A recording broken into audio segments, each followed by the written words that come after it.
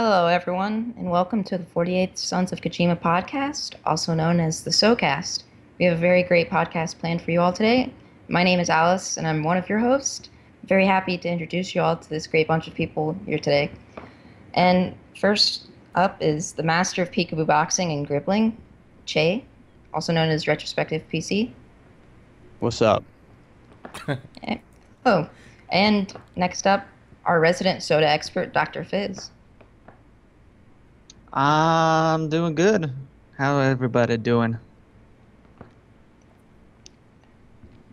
Third, but it's really the second Fred here on the podcast, Mr. Fazfuck, Freddy God Fazfuck. damn it, Alice. The other That Fred. is slander and I do not appreciate it. We should just call you Fred Jr. then, you know. Hey. But also the man whose lane you should be wary of, Moogle Master 102. Live from the North Pole, I bring you a very chill podcast tonight. Chill indeed. And the original Fred, who is not very fond of fiestas, Fred Fox. No, I actually despise fiestas, but I do endorse my son here, Fred Jr. He does a very good job, so please lay off the little guy. Thank you, Alice. I appreciate that. You're welcome. And last but certainly not least, the father of This Is How You Don't Play, Evil AJ. Kept you waiting, huh? There you go. Perfect. Awesome. All right. Well, thank you, Alice. That was fantastic. Ladies and gentlemen, Alice, for everyone. Hello. Welcome to the 48th edition of the Sons of Kojima podcast. We've cleverly titled it The First 48. If you guys know what that show is, congratulations. But, you know, it's an optimistic title, right? The First 48. Maybe we'll have another 48, if we're lucky enough. Let me start the gameplay footage, and we'll get right rolling. All right. Here's Alice playing Forza. So thank you, Alice. We've got a lot to talk about. There's a lot going on in this community, in this world, in this universe. So let's start. We've got something that we touched on last week, and something that we kind of we got a big response for. We kind of want to make this a maybe like a weekly update or something like that. We want to update you guys on the Das Bullshit charity situation. Now, as of right now, this minute, there's been no update on his actual proof of pledge to the Leukemia and Lymphoma organization that he monetized that tribute video for. There's been no update since then. Just sort of a tweet saying he did it. And we're going to keep an eye on it each and every week. We'll update you guys, let you guys know the status of that, and we look forward to it. He knows. We have reached out to him privately and stuff like that, so there's that. Also, I addressed this on Twitter, but just in case anyone's here for this, I want to make you guys completely aware right off the top. Sammy Samosa is not here tonight. Basically, he called me out yesterday. I responded to him within a few minutes. And just today, he then says, I want to do it on the 50th episode. Let's make it a special one. So, obviously, he's not here. I don't believe that he's going to come on the 50th either. And we're going to plan out a podcast like we did tonight anyway for the 50th. But if he does come, we'll have our one-on-one debate. I'm more than happy to do that for him. If he doesn't come, we'll still have an awesome show. So, there's that. First topic, and I'll start to give other people a chance to speak now that we got all that housekeeping out of the way. Thank you for enduring all of that. It's going to be Mr. Phil, of course. His upcoming Hate Live, which has now been postponed until tomorrow, about his copyright issues. Who wants to take this first? I can go ahead. Well, what we're seeing with this whole copyright issues is there was a big article about fair use and how a court decided that the people who claim fair use must first actually look at the definition of it. So, of course, Phil, on his usual tear, is like, no, my way is the right way. and he's going to provide his special lawyer interaction during Hate Live that is going to be completely bullshit. It's pretty obvious that any information regarding fair use that everybody else knows is true or not, Phil's going to come out and say, nope, you guys are all wrong. The way I've been saying it all 5 years or 3 months since my content has been in trouble is the right way. Right. It's going to be completely slanted. He claims, and he's using this as a big selling point for this, is that he has some huge inside information that he spoke to lawyers about, that they're going to basically. So here's the prediction. You can put Vegas odds on this if you want. It's going to be, I talked to the lawyers and they told me that the YouTube copyright system is completely broken. There's no person that interacts with it. It's all automated, and that's bullshit. That's literally it. That's all he's going to tell you. And that the people that that put copyright claims on him were stalkers. It's just a chance to, take more shots at people, basically. I like how he's making it all about him. Yeah. It's like, what about all the other people that are getting fucked by copyright strikes? Oh, you mean, like us? Yeah. And many other people along those lines, too, that are getting hit with copyright strikes. Actually, there was a thing about a woman who had their kid, I guess, just dancing around, and there was music in the background, which, by the way, sounds like absolute crap. So there was no way that... Was it metal?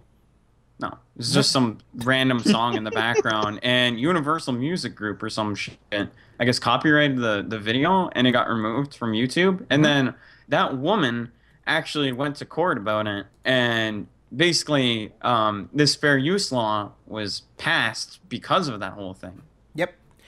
We had that later tonight, but I guess we'll just get into that right now. We'll bump it up.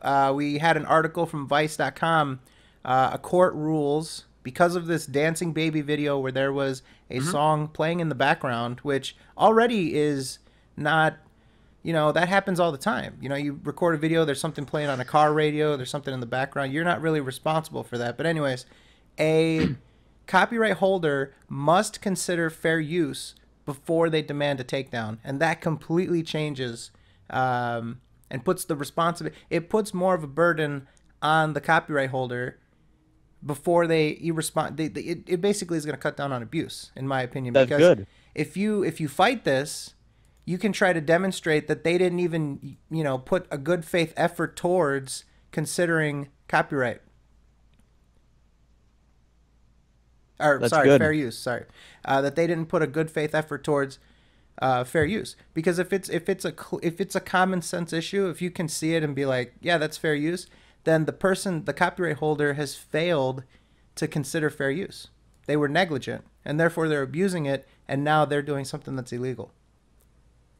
Yeah, it's like I said, though, I really find it funny that Phil's making it all about him, but he doesn't seem to realize that there's other people other than just him that are having copyright issues. And this goes for majority of the system that people are dealing with on YouTube, and of course he has to make it about him and talk about, like, I don't believe a goddamn word he says about the lawyer bullshit, because with this article talking about how the court passed this fair use law, then whatever Phil is trying to talk about seems like a load of bullshit to me. But that's just me. That's what I personally think. Who's loving this right now? You got to think about it. The people at Machinima, they must be shitting their pants right now. Hey, what's up, Machinima? How's it going? Hey. Yeah. Hello. See, the thing is, and what laugh at, Phil's fan base, they were all up in arms, the pitchforks ready when he got that little copyright strike. If you're gonna have that bleeding heart mentality, or you're gonna have like just a moral thing against it, then it's got to be against any fucked up act of copyright thing. You just can't pick and choose. You want selective, whatever the fuck you want to call it. One of our own members in general, Nomad, got like 3 of his channels taken down. You never know about it because he doesn't say anything about it because he's a silent motherfucker. But what's up with that? But He's a Machinima, soldier. yeah, Machinima, this is big because all you fucking partners out there, just because you got a lot of money and you got a lot more power than a regular YouTuber, you're gonna have to think twice before you just blatantly throw around fucking copyright strikes like it's fucking free crack at a fucking crack house or whatever. I mean, and Phil, during this whole Hate Live, he's gonna like mention this article and it's like, oh, those lawyers don't know what they're talking about. That court doesn't know what they talk about. He hasn't talked to a lawyer. I talked to my lawyers and they said that it's stealing. It's the same as putting a gun to your head and shooting you for some god awful reason. What kind of what kind of analogy is that? That's my question. And this goes out to everyone. What kind of shit was he thinking when he came up with that? Oh, he talked to a lawyer. He talked to the lawyer. He talked to Joe Pesci from My Cousin Vinny. That's the lawyer he talked to. A professional lawyer. I want to meet the lawyer that mentioned that to him. You won't. It's a lawyer at the strip mall. No, you'll actually meet the lawyer. His name is Phil Burnell. So in his imagination, pretty much. So. You want to meet the lawyer? Just go to Wikipedia. You'll find the lawyer. That's where he got it from. Some bullshit thing. He probably contacted one of his little buddies off his forums, or he went to Wikipedia looking up laws, because he apparently knows everything. And he's an expert in everything he talks about. That's one of the things about Phil. He's an expert, and no one else knows what they're talking about. Yeah. Yeah. He basically typed in. Using Wikipedia as a critical source is actually the dumbest thing you could possibly do. Yeah, he typed in fair use into the search bar and hit, you know what? I'm feeling lucky. So. Oh, God. I bet you this new development about having to consider fair use isn't going to make it onto the podcast tomorrow with Hate Live. No. Why? He's going to avoid that shit. He's just going to go into he's good at stalling, just like he did when he didn't want any live callers on. He's great at stalling, so he's just going to go into the whole, victimization of the horrible things that happened to him, the horrible thing that almost killed his business, that he couldn't do a quote-unquote fan service for 6 fucking days. Mm-hmm. Boo-hoo. Actually, I think if he does go into it, he's going to play it as he's the victim. He's going to be like, they're making it so people can take my art, the art that I put so much time and work into. They're going to make it so people can steal it from me and steal money from me. And that's basically what's going to happen. Of course. He's going to act like he's speaking at the fucking Geneva Convention or some shit like that. It's going to be him wearing that Sonic hat and just a nation of his peers be like, this is illegal. This is not how we do things. Even though every single law is against me, I'm Phil Burnell. I'm DSB Gaming, and it's my site, so I can do what I want to. Oh, Lord. That just sounds unexpected, though. He's just going to play victim. That's what he's going to do. He's just going to make it all about him, and he sees why people get pissed off at him. I just feel like this podcast segment, he's always got to advertise. He's got to have this big hook for people to show up. It's not just that they want to, hear him talk. They want to hear something fucking ridiculous. I'm going to discuss the haters today. Remember, that was 3 or 4 months ago. Remember he tried to say that he was going to address the haters more often and shit, weekly?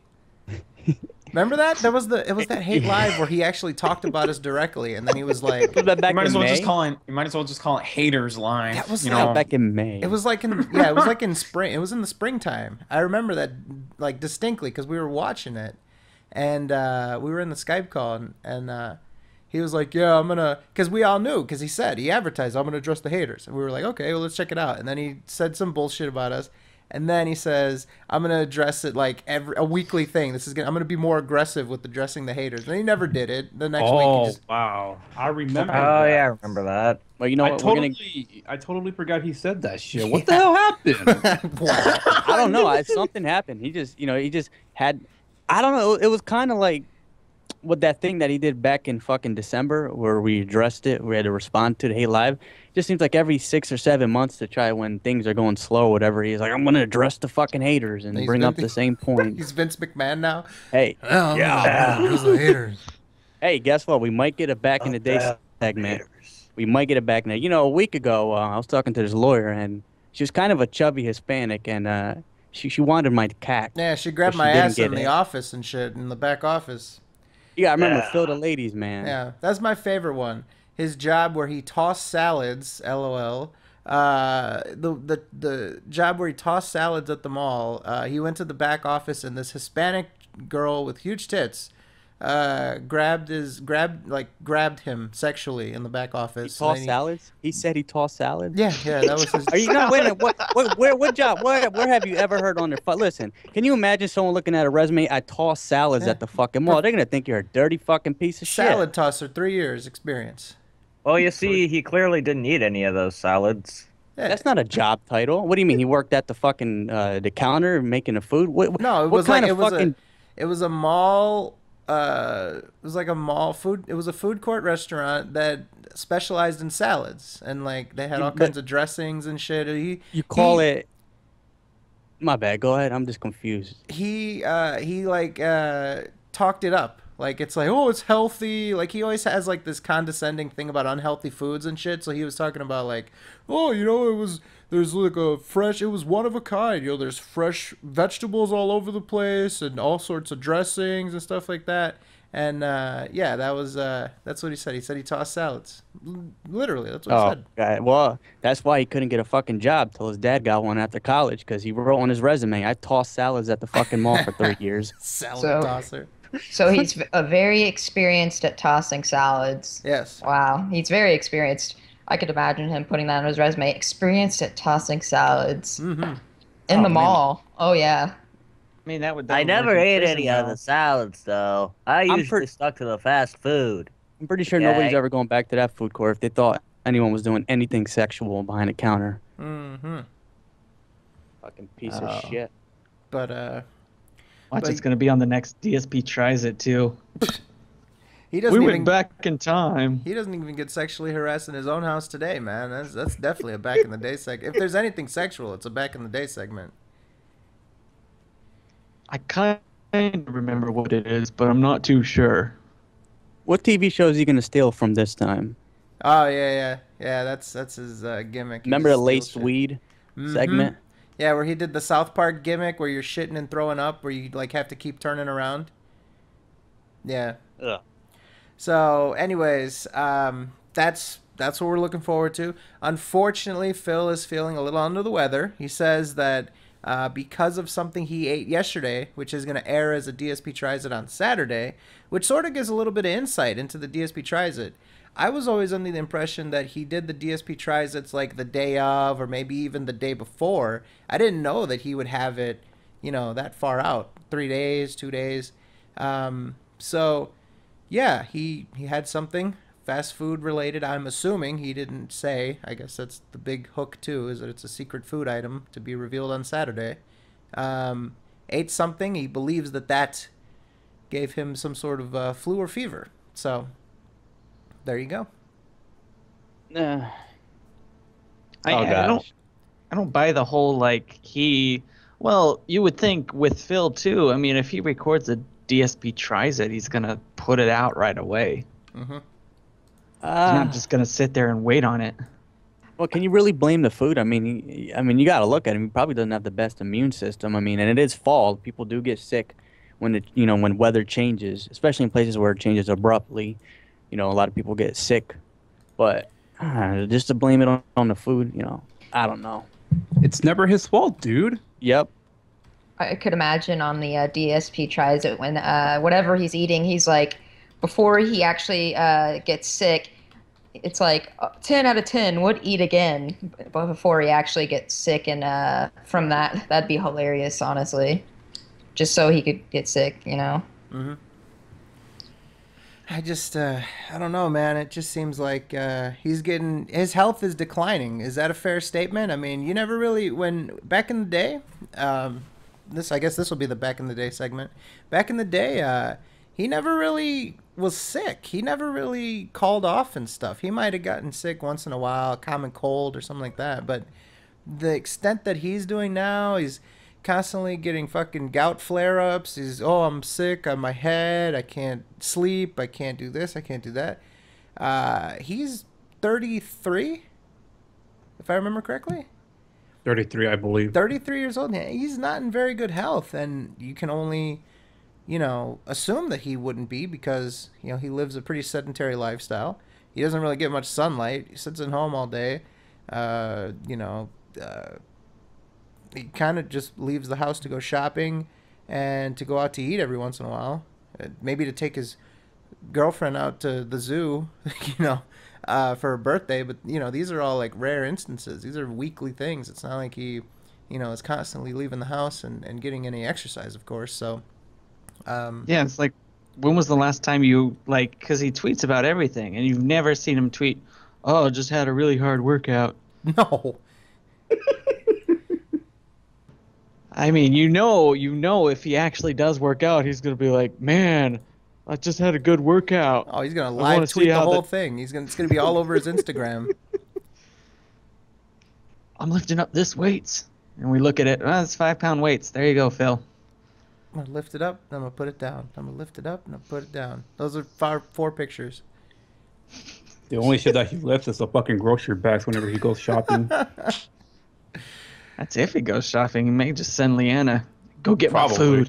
Hey, he did the Amazon delivery service too. Yeah, I was gonna say never mind. You do fucking Amazon shit.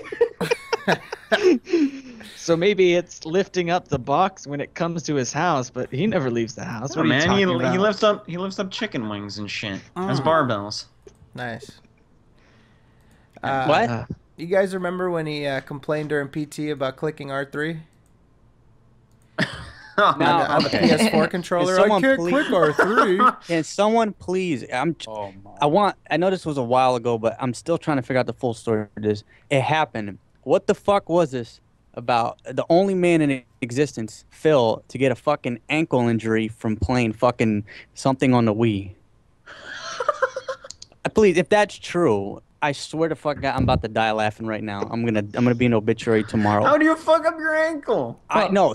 I heard something, and a lot of people said it, that supposedly he fucked up his ankle playing a Wii U game or something with the little motion controller. What the hell did you do? Did you fucking put 3 centimeters of pressure on your ankle or some shit like that? That sounds awfully familiar, actually. I have to. Yeah, look it up. You know what I mean? I'll see if I can't find something about him. What's up? I wonder if Machinima gave him workman's comp because it was like a work-related accident. Oh, you know what? No, the federal government. If they gave him workman's comp, the federal government means to do their fucking job and look into Machinima because that's bullshit. Workman's comp for fucking hopping on your toes for like 5 seconds. But it was a work-related injury. He is self-employed. Oh no, he's employed by Machinima, so he could get workman's comp, I guess, if they have insurance. Yeah, people are saying like during the Mario game, like something happened and he suffered a supposed ankle injury, or he was like never touching the fucking motion. You don't realize you're not supposed to play the game actually physically, right? Well, it's just his mannerism. He has to wave his arms. He has to fucking do something extravagant. That's just his style, Well, he sure as hell loves to wave his arms and fucking hate live. I mean, you have to. I mean, he has to. He has to over-exaggerate everything, like waving his fucking arms like he's one of them dudes fucking signaling a helicopter to come onto the roof or some shit like that. Man, he's a human wacky waving inflatable arm flailing too, man. Well, he's like a clown. He has to keep the kids' attention, Else they're going to tune out of the video. Exactly. That's jackasses. That's a strategy, actually. Some companies like Machinima and other people teach. They teach to make a bunch of large, exaggerated arm movements, or to kind of go back, like move your body or your face back and forth to the camera. You know what I mean? Like forward and backwards, so you can really. Yeah, so you can keep the viewer's attention longer. Apparently. Fuck Machinima. It's like if that's true, what the fuck is Machinima? Like a mind control thing? You know what? If you're letting if you're letting your fucking kid sit on YouTube and watch someone fucking 12 hours or 9 hours or 5 hours, you need to get up off your ass and do some goddamn parenting. Be the one that gives them attention and be the one that entertains them and fucking teaches them to not be like them jackasses that you see on the screen. What the hell's up with that? Excuse me. Oh yeah, I mean it's the same with television too. It's the same of like sitting your kid in front of the television, and you can't have your TV or the internet be like a parent for you, because kids are watching Phil and they'll be like, I want to be like that when I'm older. No, you don't. I mean, that's just pathetic what Phil is. That's correct. It's ridiculous. God. I just, I just feel like his edgiest kid show on the internet moniker, it's correct, and it's almost like him playing video games with the stream chat. It's like a team thing. It's like Blue's Clues, right? Oh, where's the door? Right there. Right there. So. But anything else with Machinima? We do have a story later on in the gaming segment about Machinima and specifically their litigious activities. But is there anything else with the copyright claims, the hate live, any of that kind of stuff before we move on to the next topic? We got some good mileage out of that. Fantastic. All right. Now, nope. I have provided you guys in our Skype chat a nice link that we can reference. We're going to talk about this this recent thing I've been doing with the patrons only section of the forums. I have, a few friends here or there, some new friends, some old friends, some friends of all shapes and sizes and all that kind of stuff that let me in on some topics here. One that we're going to actually focus on, though, and I'm going to put this on screen for you guys at home, and then you guys can follow along with me here on this panel with the Skype link that I put in there, the Imgur. We've got Project 7, the thread. So here is a thread. Let me make sure this is coming through good. Okay, cool. So here is a thread started up in August, and they wanted to know what's going on with Project 7. This is August 9th. This is 5 days before he actually canceled Project 7. And this is even before he started to, make these, sort of tweets and these sad things. But anyways, we'll kind of graze through this a little bit. We start off, a most respected patron talks about, I don't want to see this go on the back burner. KG, of course, first to defend him, says, well, he's got until the end of September, which technically, isn't September still, isn't that fall?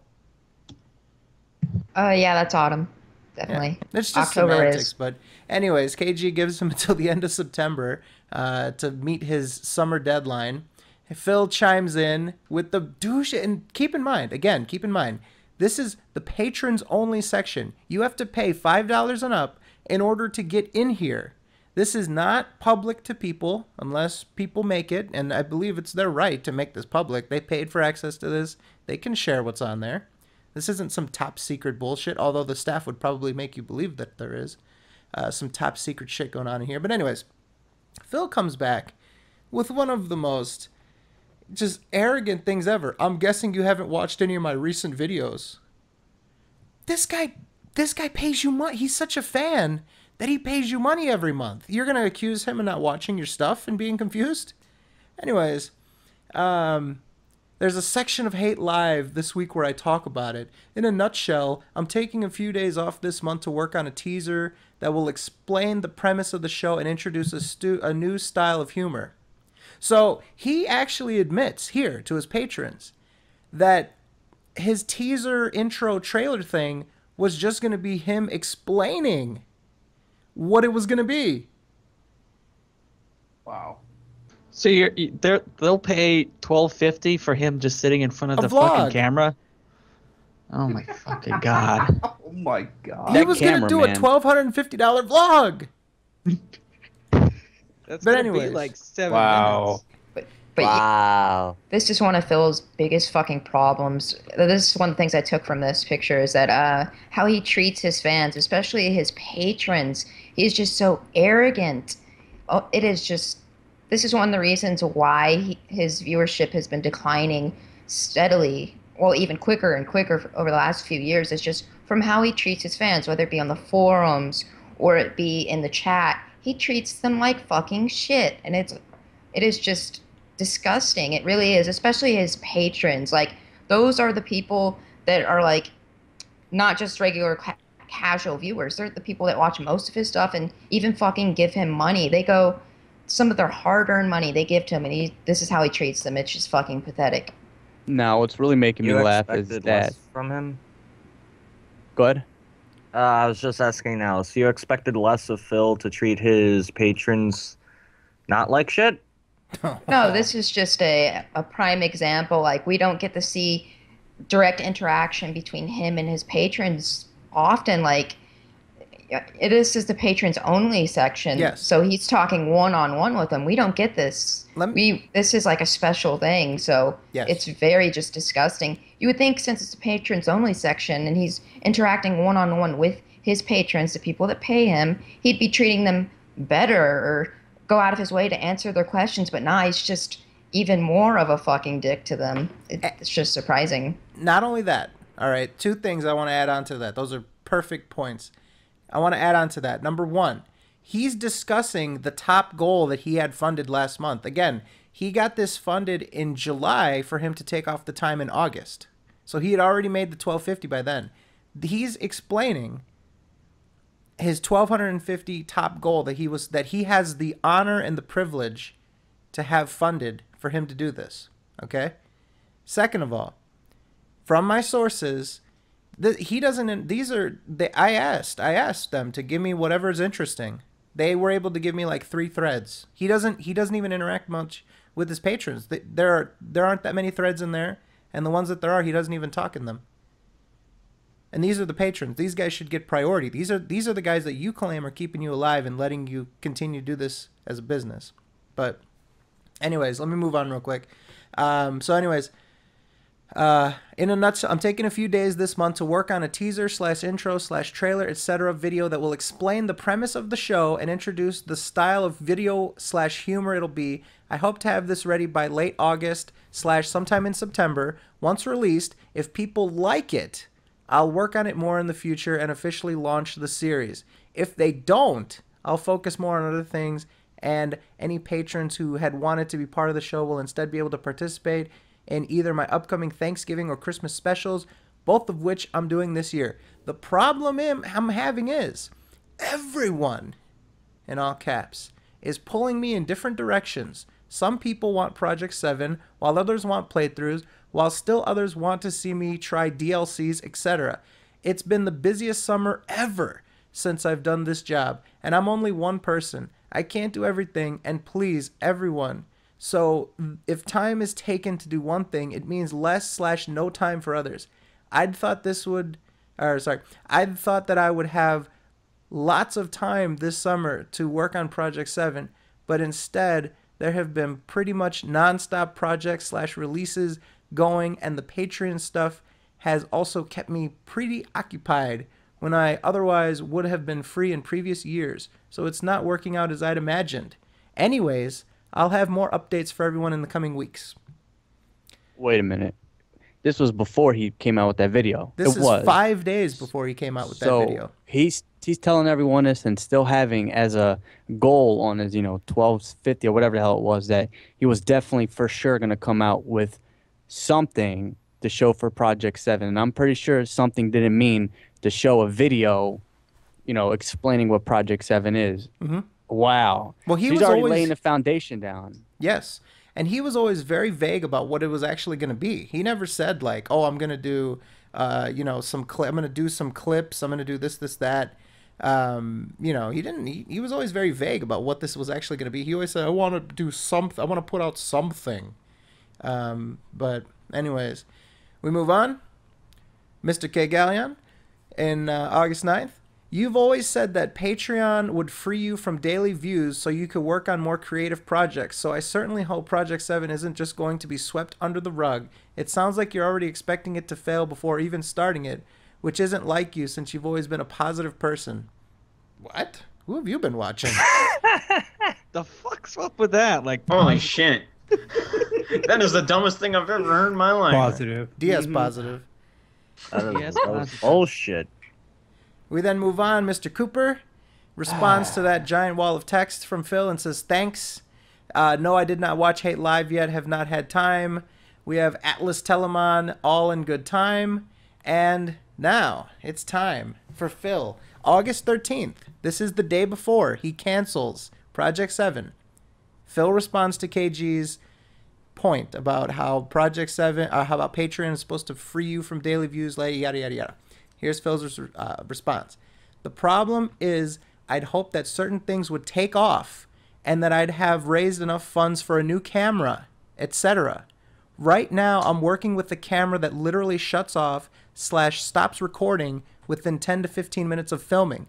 Pair that with the fact that people are pulling me in all directions to do other projects that aren't Project 7, such as tons of people now complaining I'm not doing DLCs or other games I discussed for downtime.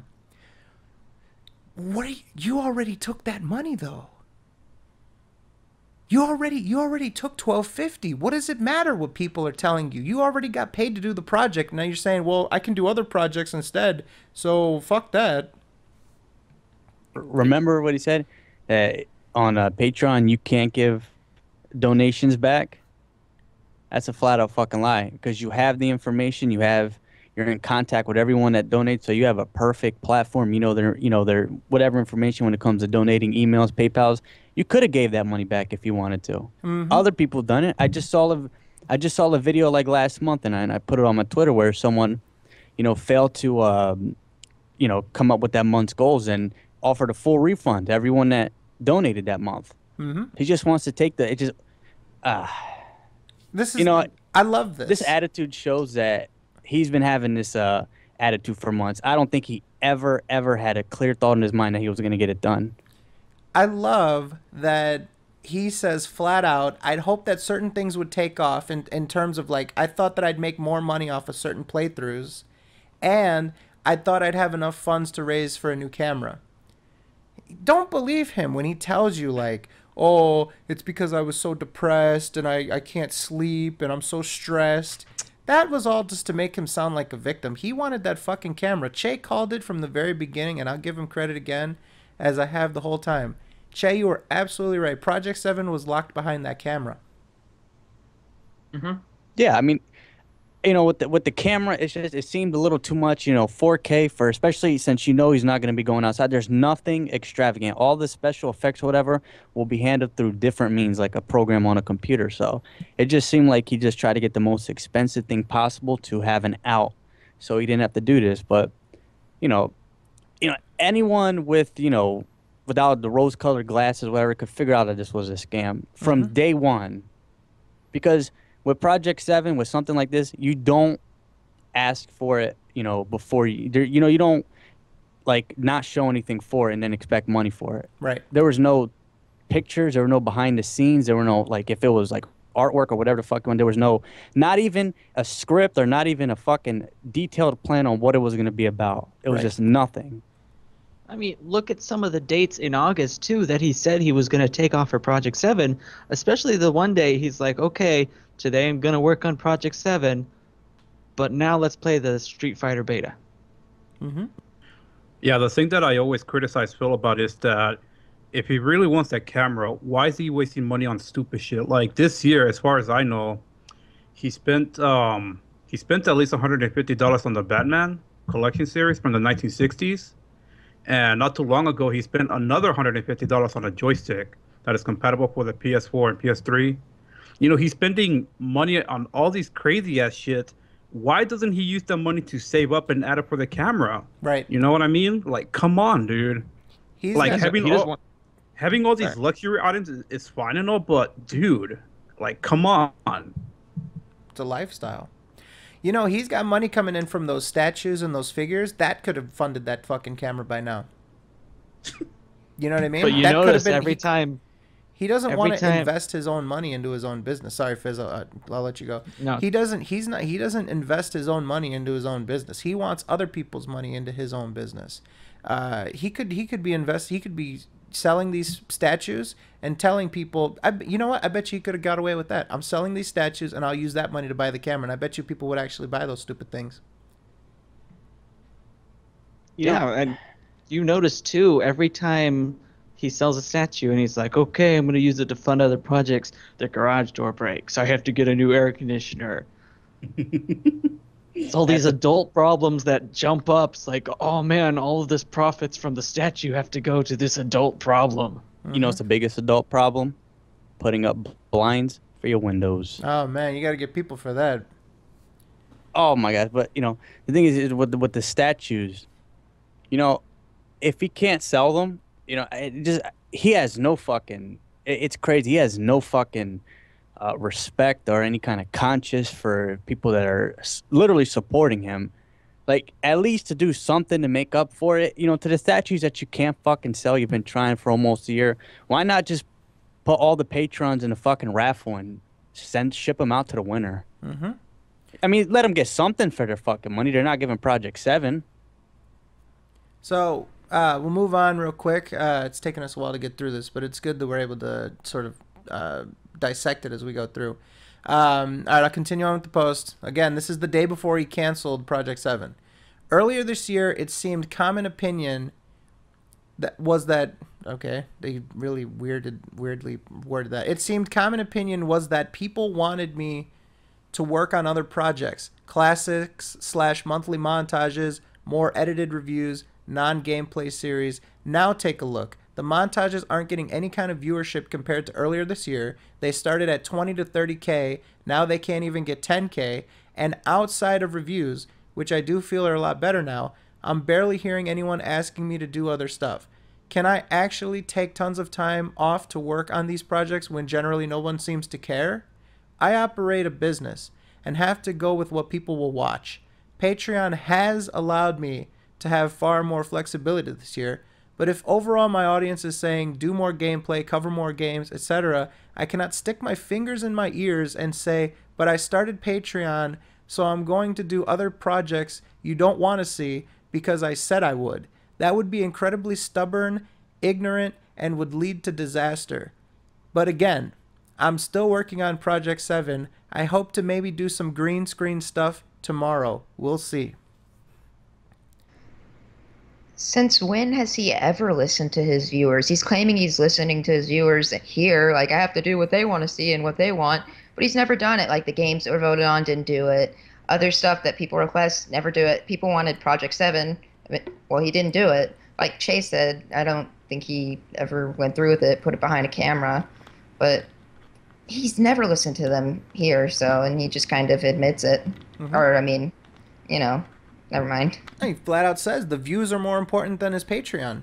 It doesn't matter. It doesn't matter how much you give him. It doesn't matter what he promises. It doesn't matter how he advertises it. His views are most important because that's where his income comes from, and that's all he cares about. You can even go back to the video that he put out when he introduced Patreon. Admittedly, that video was 2 months after he actually opened Patreon, but he refused to acknowledge that. But it's ridiculous. He opened Patreon so he doesn't have to worry about views, yet he doesn't fulfill goals because of views. Mm-hmm. Everyone counts the same, whether it's someone watching the ads on your videos or someone donating to you on Patreon. They're all collectively making, sure that you can live this relatively easy, stress-free as possible lifestyle, when it comes to that quote-unquote job or work. So everyone's important. All your viewers are important, whether they watch your playthroughs or donate or do both. It's not one is more important than the other, and it's ridiculous. Yep.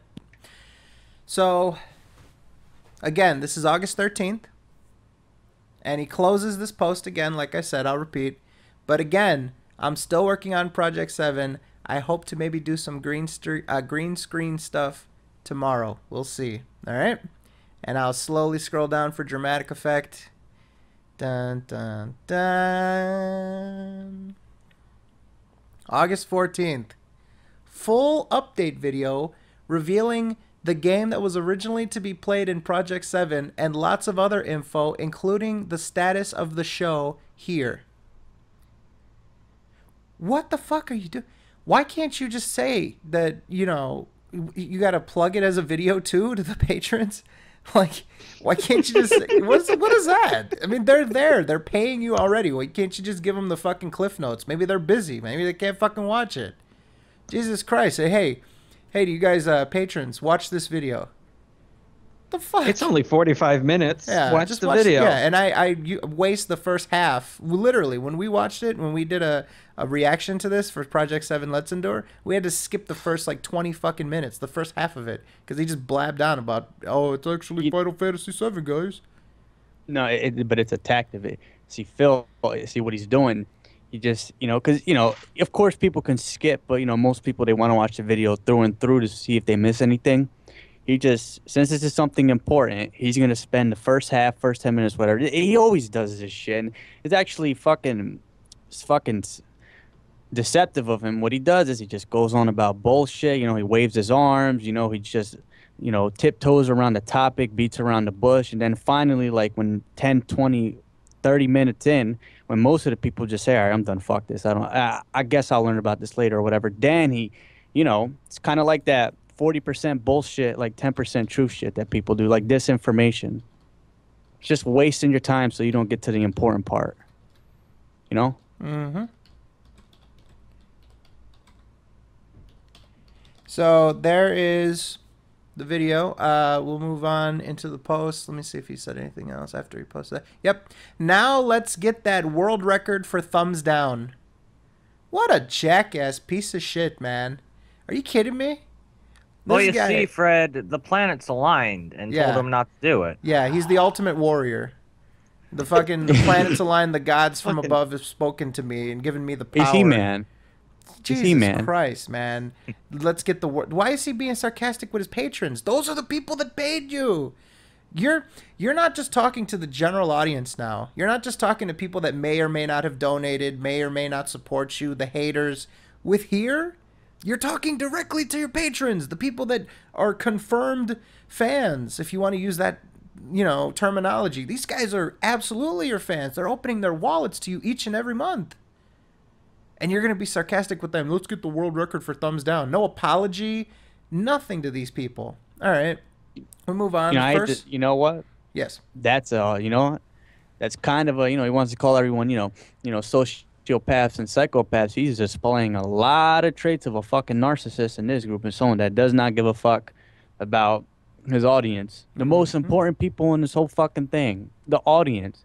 You're going to be a jackass to them for no reason. You're going to fucking be confrontational with them. Mm-hmm. So we move on. First response, Cooper. I still think it's kind of fucked up that the patrons who funded all that high amounts of money are not getting what is promised. Even if not affecting me, someone who does lower donations, you're basically doing what you attacked Tim Schafer for months ago. Not smart. People who gave you money should be a priority. Even if you have to skip over or delay a few games, you should have thought about that months ago. Damn. Then, of course, KG, who was livid by this, and we actually gave him fucking credit, which is going to be few and far between, but we actually gave him credit for speaking up about this because it really didn't, he has nothing to gain by it. Just to reiterate, this is KG. Just to reiterate, I don't think anyone really expected you to put out an episode of the new Project 7 series with the way you've been postponing work on it lately. I think we just expected a teaser or some sort, since you specifically stated you would make something like that, but you essentially didn't do any work on it in the end. You literally just had to take some clips from your older series and mash them together with a short clip of you in your new house, maybe even a few words from Deathface, quote, easily pandally, which is funny. But no, we weren't expecting the high-budget special effects of the Respect the Pact or 4K camera quality. We just wanted anything to show that you were actively working on it. That's why some people like myself were disappointed. You had time to make that silly Batman montage with the cape for the night playthrough, but you refused to make anything for Project 7. I think you should just cancel Project 7 entirely if you don't plan to come back to it, instead of delaying it all year. I know I'm being critical, but Project 7 was a big part of your Patreon launch and would have been a breath of fresh air on your channel, which is stagnant with game playthroughs. Wow. Finally, some honesty from KG after you literally get fucking scammed. Now you're willing to not sugarcoat it as much, and he still kind of does. Here we go. I don't want to spoil it. I didn't want to scroll too fast. All right. Phil's response to Cooper, not to KG, but to Cooper. No offense, but nobody should have thrown tons of money my way for just one thing. Patreon is supposed to be overall support of a person, not just for the expectation that they may or may not do something that is uncertain. And Project 7 was never promised. Just a time frame of when I'd try to work on it was. I can't control what people do. Yeah? Sorry, my bad. Yeah. It was ridiculous. I can't control what people do. But there was never a date given for Project 7's delivery. If you pledged just to see it happen, I apologize. But that was never part of the arrangement at all. Oh, Then don't make it a milestone, jackass. Finally. like Let me how just many get- months? Sorry. Let me just get through this and then we'll do the commentary. Then our good friend Sammy Samosa, who we hoped would have joined us today, but will undoubtedly not join us for the 50th as well. Sammy Samosa. Just make one last 10-minute episode and be done with Project 7. A scenario where you beat Deathface's most challenging game, like Battletoads, and finally getting rid of him, or something like that. Then, my friends, topic is closed. Even his patron-only section, where people are finally expressing their fucking dismay that he fucking canceled it. He closed this thread. Oh my fucking god. This is private. This isn't slander. This isn't spreading like a wildfire. This isn't broadcasting to the world that all these people are pissed off at you. This is a private fucking forum where people paid to post here, and you closed it. And notice he didn't even fucking close it after he said that. Like if the last word. He waited, and then Sammy came in and was like, "Hey, just make one video." And he's like, "Nope, not gonna hear it anymore." Lock the thread. Close the patrons only thread. How many months did he have? Like Project 7 was the top goal, or the $75 goal. You should donate $75 to be part of Project 7. I bet you 5 months. Since January, if I'm not mistaken. I bet you if I even look on his Patreon page, I'm sure one of those perks is still I'm selling Deathface t-shirts. Oh god, man. What the fuck? You're gonna sell T-shirts for a fucking thing that's never coming out? Yeah. Let me see if they still fucking sell T-shirts for fucking Dawson's Creek or fucking Married with Children or some shit like that. Really? They sell T-shirts for shit that ain't there. Oh, wait a minute. Hold on. Let's see how many fucking Gone with the Wind T-shirts are still available since that fucking thing ain't around anymore. What the fuck is he talking about? Hey, here's something that's never coming out and it's been dead in the water and it's irrelevant as fuck. But hey, here's a T-shirt for it. You'll look like a champ walking around with something no one knows what the fuck is going on. Yeah. Can you imagine someone walking around with a Deathface T-shirt? Then you're like, hey, where you get that from? You show them the link. Oh, this is from 2010. So look. you had that T-shirt in your basement for like 5 years or some shit like that? Will it be on their head? What the fuck? Will they put the T-shirt on their head or like what? I mean, if they do that, you're going to get people looking at you and probably a fucking cop or some shit like that. So I wouldn't recommend that. Well, that's what Phil did for Deathface, Like, that's how to be accurate. You put the T-shirt on your head. You walk around with that fucked up voice. Oh, I'm even God. looking at his Patreon page right now, and the $30 perk is still with the Deathface design. He's of like, course it is. I have every size, and hint, hint, Deathface will be a feature character in the upcoming Project 7 reboot. Apparently that's not going to happen, but he didn't think, he thought, oh, I just removed the $75 perk that talked about Project 7. None of my other perks talk about Project 7. Unbelievable. So I've got some more screen caps from the public, or also patron only, where he directly talks about the camera scam and the money from Patreon. It's going to be blurry, but I'm going to put it up anyway, but it is going to be blurry, so I'll probably edit these in post-production. But let me put these up. There's that. All right. Let me see if you guys can see that. It's kind of blurry for you guys. But like I said, I'll edit this so that it looks better. But I just wanted to show that I'm actually reading from this instead of that I'm just like making it up or some shit. All right. Here is Phil's response when people ask him what's going on with the what's going on with this extra money that you made from Project 7. I'll disclose more info once it's available. Right now, I can tell you that it looks like I'll have raised another $200 this month towards the camera, which means, if that ends up being the case, once all pledges are processed, that I'll need to raise around $400 or so more to buy the camera. But that's still uncertain, as a bunch of people who pledged were declined, and I'm still waiting to hear back from them. The camera goal level has already been fully explained, but it's incredibly confusing because of the Project 7 issue. I love that terminology. The issue. Because of the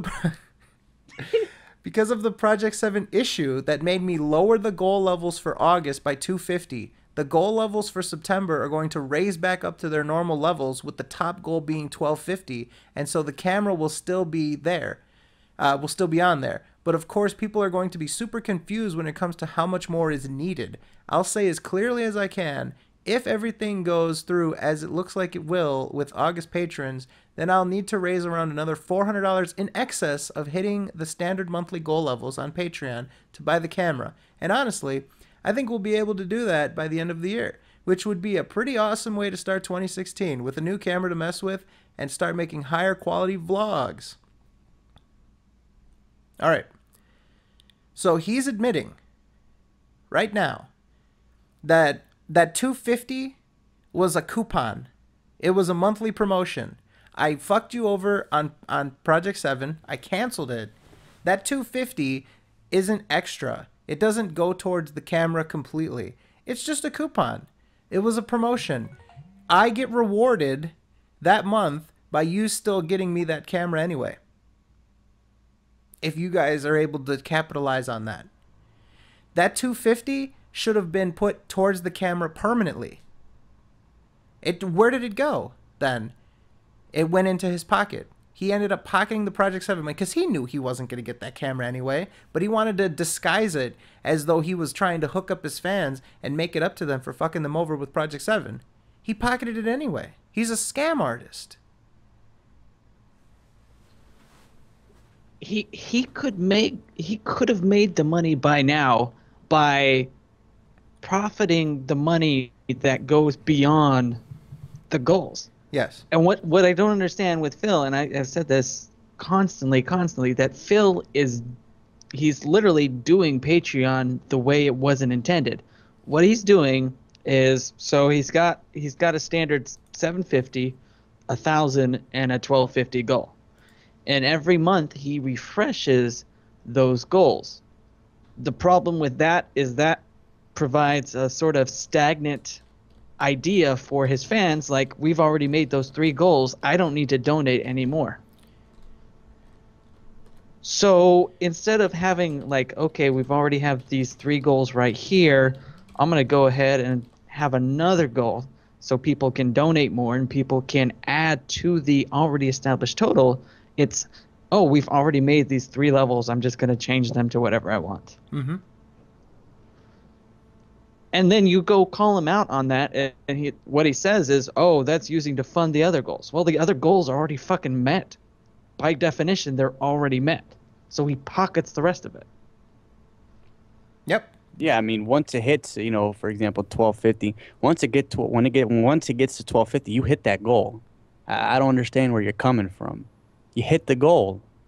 Now you have to come up with what the goal promised. That's the point of everything. What the hell? Yep. I just feel like, he did everything wrong in this way. It just seems like, you got that extra 250. That was money that was given to you to do Project 7. You canceled Project 7. You took that goal away. That 250 then becomes a coupon for that month? No, because it's not like you lost that money at the end of the month. That money didn't disappear. That money went into your pocket. And that money should have went to, if you are serious about that stupid fucking camera, then you should have actually put that money that you know didn't belong to you in the first place. You should have put that towards the camera. That wasn't your money to pocket. That was money that should have been refunded in some way, shape, or form. But you know what? If you were going to do something with it, you should have put it towards the fucking camera. But you can't even do that. Didn't he say, too, that when someone like called him out, like, oh, you're gonna spend a 2K on a camera, he's like, no, I'm gonna spend about half of that. Mm-hmm. Half of that to like 750. Right. So It was originally I want 2,000 so I can spend half of that 1,000 on a camera. Now it's like I need 750 for the camera. He wants to, shoot lower apparently, get a lower quality camera. then why is it always $400?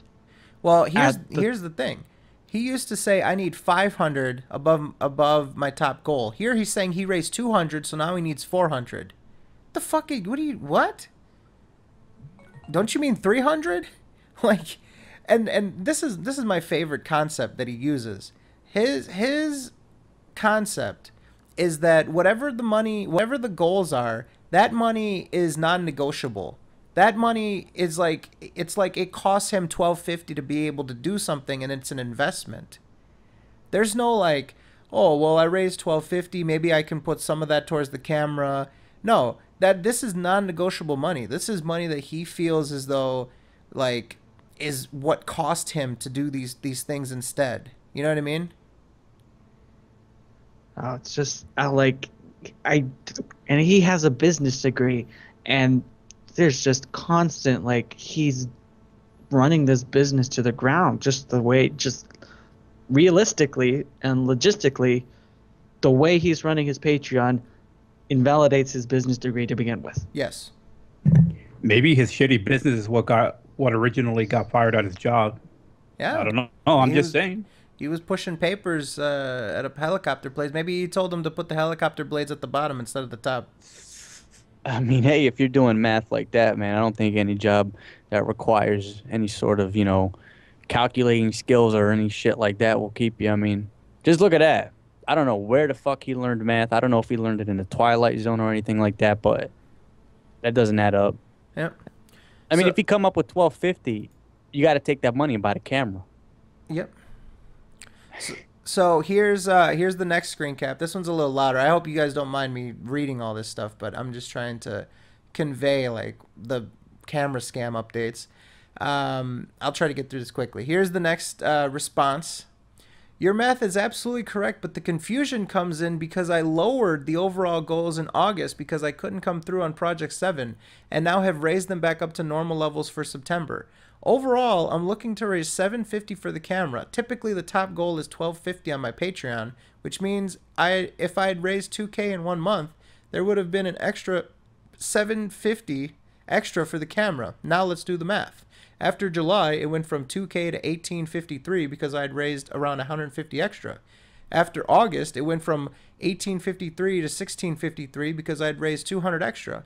Where the confusion comes in, goals were lowered for the month by $250 because I didn't come through on Project 7, a previous goal that I had set for $250 in order to work on the series. So, instead of it being listed as $1,853, I think that says at all month. Oh, instead of it being listed as $1,853 all month, it was listed at $1,603 because my top goal level was reduced to $1K instead of the usual $1,250 to account for the Project 7 funds.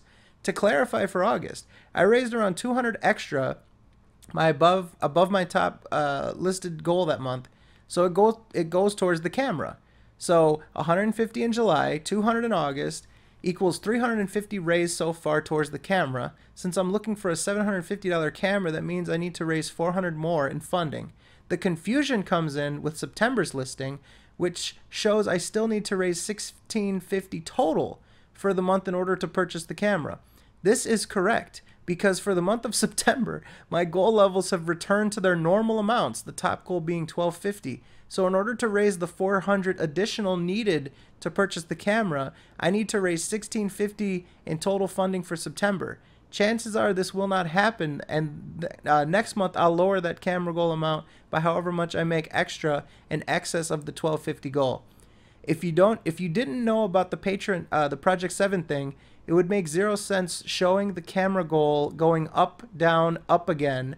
So I get your confusion. Rest assured, I'm keeping track of what I raise, and I'm very much looking forward to getting the new camera, hopefully next year sometime. Why the fuck is he starting in July? What happened till January. Every time he was above his goal, that should means you should put that money towards the fucking camera. But now he's saying, "Oh, I'm gonna just start in July because that justifies the $400 that I have to get extra." Mm-hmm. Oh my God, this is fucking infuriating. There's one last one. All right. So, patron of his says, "Thank you for the clarity, Phil. It's nice to finally have an accurate understanding of this whole thing.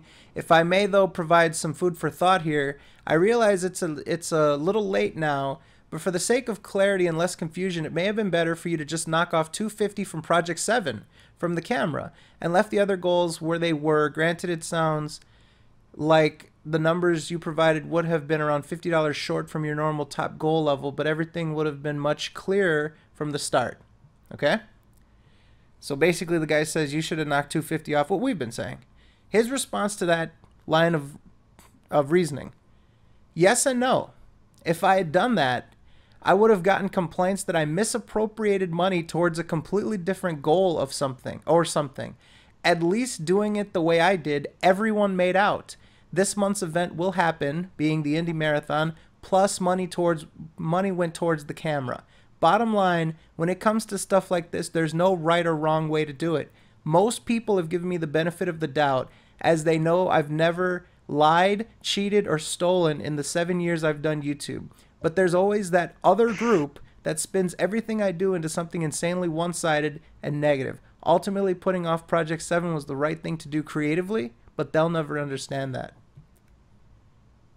You're right. We don't understand the business ethics of someone that clearly said he was going to do something for $12.50, never do. It's so hard, you know what I mean? The business ethics of saying you will do so and so at $12.50, and when you reach it, not do it. It's so hard to understand. Mm-hmm. You know, my thing is, right? You don't need a 4K camera. Let's just say right there, you don't need it. There's nothing extravagant. You're not even fucking going outside. You know you're going to film that shit in one fucking room if you ever do it. And it's just going to be some stupid shit. And he already said this on the forums when he was asking for ideas. If Project 7 ever comes out, mark my fucking words, it's September 2015.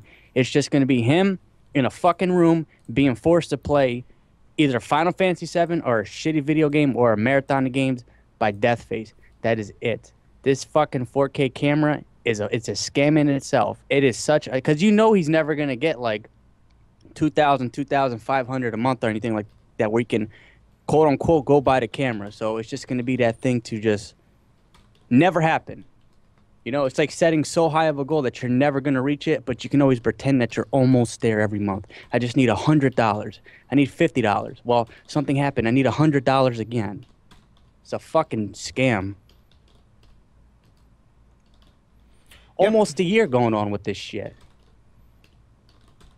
It's ridiculous, and it just like it's at the very least he's really good in providing a example of how you shouldn't run your Patreon. So He stated that he never lied or stolen money in the 7 years that he's done that. That is entirely bullshit, and he knows it. Well, I mean, this is how you run a Patreon if you have the business ethics of Al Capone. Fucking, I swear, like, he can't do anything right or good, okay morally. He has to fucking skew it or be disingenuous in everything he says and does. Except for the this is how you don't play video, because that was actually this is how you don't play Metal Gear Solid 5. That's the one thing he's ever done that wasn't either dishonest or disingenuous. You know, I'll say this. No, but it did slander the "This Say You Don't Play" name. It did. But, I mean, it was a correct title, no doubt. At least Al Capone fucking provided the community with alcohol when he did that bullshit goddamn fucking whatever alcohol bill. Phil hasn't provided anything. Well, I mean, he has gin. You know, he has a lot of gin. Yeah, and, he furnishes it to a minor. He at least gives it to one person. Yep. Yeah. Oh Or he my makes that one God. person walk down the street to get it and locks him out. There you go. Take my ID with you in this note that I I need alone time. If you need some alone time, DSP, just fucking send her some money and tell her to go to the movies, you know? Tell her that it's her special day because she can get an extra large popcorn because she's big enough.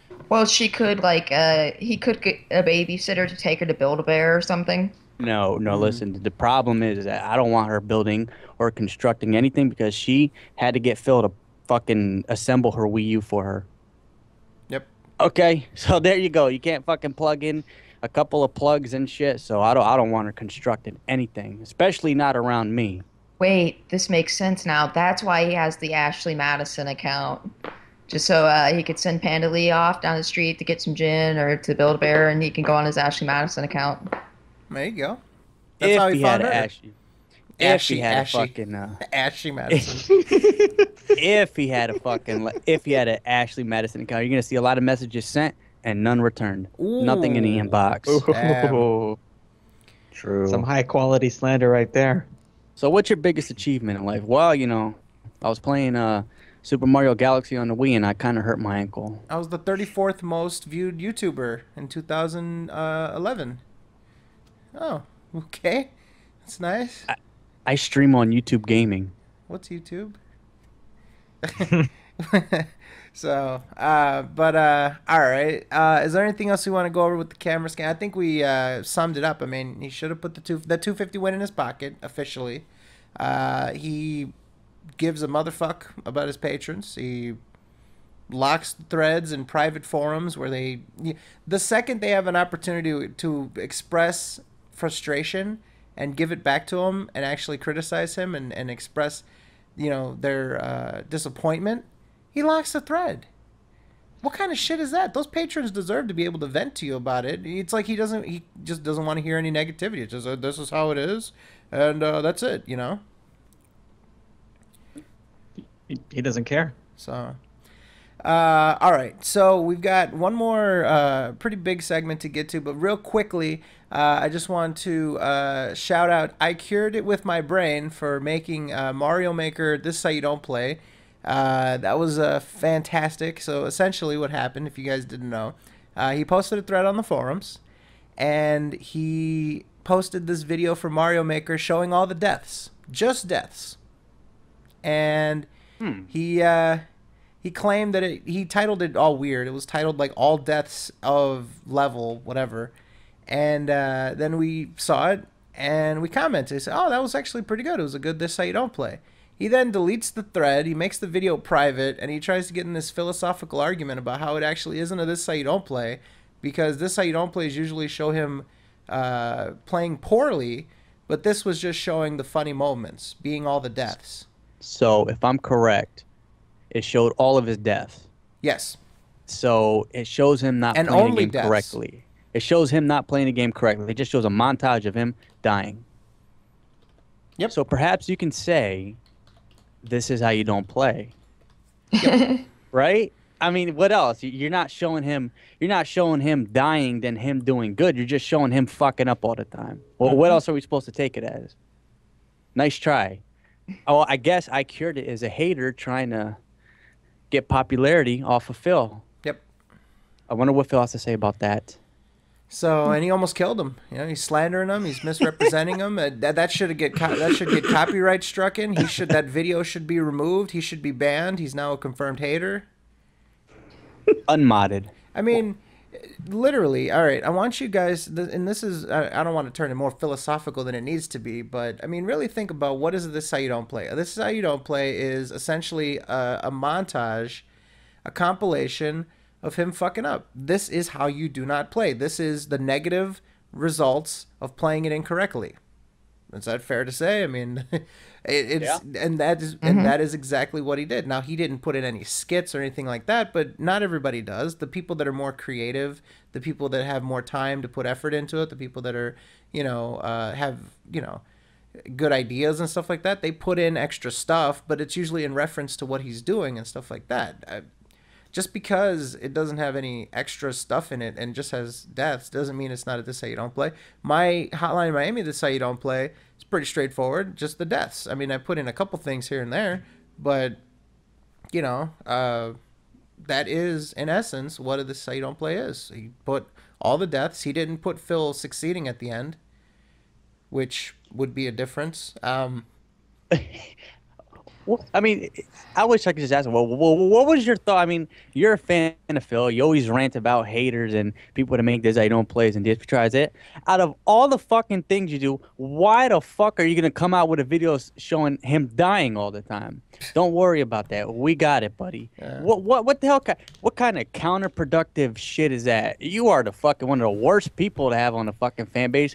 Don't ever end up on the fucking team. That is so counterproductive. I'm a big fan of this fucking guy. I love him. I hate the fucking haters, and I hate people who make this how you don't plays. So I'm gonna fucking make one. I'm gonna showcase how hilarious it is when he fucks up all the time. What are you doing? So, I mean, it Oh yeah, actually, that's right. Yeah, did Phil give him permission to do that? I don't even know if Phil even knows this happened. He tried to get rid of the evidence before Phil even found out because he realized what he did. It was like after we brought it up that he made it this height. Oh my God, what have I done? Dude, he skydived into his fucking computer room in order to turn this shit off and try to erase evidence. Well, What were you thinking, Akira? Can I get an exclusive interview with you? Just what is your fucking mindset? That's ridiculous, man. it turns out it was classified after all. That is, he declassified it and then we found it. But you know what they say about the internet? What's up? That you can always go to Clip Converter and save the video. That is correctamundo. And you know what? Our good friend Jabman, 6961 or 6169. I apologize for the numbers. But anyways, Jabman, you know who Jabman is. He actually downloaded it, put it on Mega. I took the video and I put it on Daily Motion just so that people can watch it in the meantime before we figured out what to do with it, because we don't know if, he's going to try to copyright strike it and, do all that kind of stuff to try to hide it. So I put it on Daily Motion for the time being just because I figured that'd be safer. And yeah, so anything else with the... Unfortunately, I don't know if he's going to make the entire This Site Don't Play for Mario Maker. I don't know if he's going to do a full-fledged one, but it would probably be pretty good, don't you think, guys? Yep. Oh, yeah. The AJ seal I'd of say it'd be approval. There you amazing. So there you go. All right, let's go ahead. Let's switch gears. Let me just fix this real quick. So we've got a, I guess you could say it's more of a serious topic, something that might not be as fun to talk about. We're going to try to present it in the most, I don't want to say entertaining, but we're going to try to present it in a way that it's easily digestible so that you guys can kind of understand where we're coming from. And this is something that we've been noticing recently. There are some viewer-submitted topics about it. So we wanted to address this, and I feel like we've got a good amount of people, the right people. And I also want to introduce a special guest caller that you guys might not have expected. I can't wait to see the chat reaction for this. We have our good friend, Mr. Renegade Operative. All right, people, what's going on? Oh, shit. Welcome, buddy. Welcome Hey, back, man. It's good to talk to you guys again. I know, right? Great Never to thought have we'd you. talk again. Great to have you, man. It's awesome. Finally, this is the first time actually in a call or a podcast or stream with you. Well, as you can tell from the chat explosion I'm seeing right now, a lot of people around the community, they really like the enthusiasm, and I want to say that you guys have a lot of enthusiasm, and I really enjoy all the positive things that you're still doing for the community. That's always good to see, but unfortunately, there's some bad eggs that ruin it, and I just got wind of this problem today, actually. Yep. And I want Fred to elaborate on it just a little bit more so I can be in the clear about it. Absolutely. So, let's sort of start with sort of a history lesson for you guys. And I felt like having obviously AJ and Ren here as a big part of history, and pioneers of sorts, that it would be good to have them here for this history lesson. Now, you guys are all familiar with the KWO, part of the reason why we're here and what became of the Sons of Kojima. The KWO ended up disbanding over some key moral reasons, some philosophical reasons, and one of the biggest reasons is that there were 3 members. I don't know if we should name them or not. Hollywood Kojima, No, Revolver I mean, Ocelot, and Fat Man. Let's put it that way. no, Oh, on the I other see what you're side. talking about. Yeah, I know Yeah. what you're talking about. Let's just say that there were 3 members. You guys can probably, the information's out there, so you guys can probably check it out. 3 members that wanted to turn the Kojima World Order into a major channel network, and they wanted to begin monetizing DSP content. And people were so offended by this. People like AJ, people like Ren, people like Hollywood and Psycho and KSOC, stuff like that. And this was a non-negotiable. We are not going to be part of this. This is going to make the community look bad. This is going to make the entire community look like jokes. Like they're just here for money and not here for fun or for, doing what's right or any of that kind of stuff.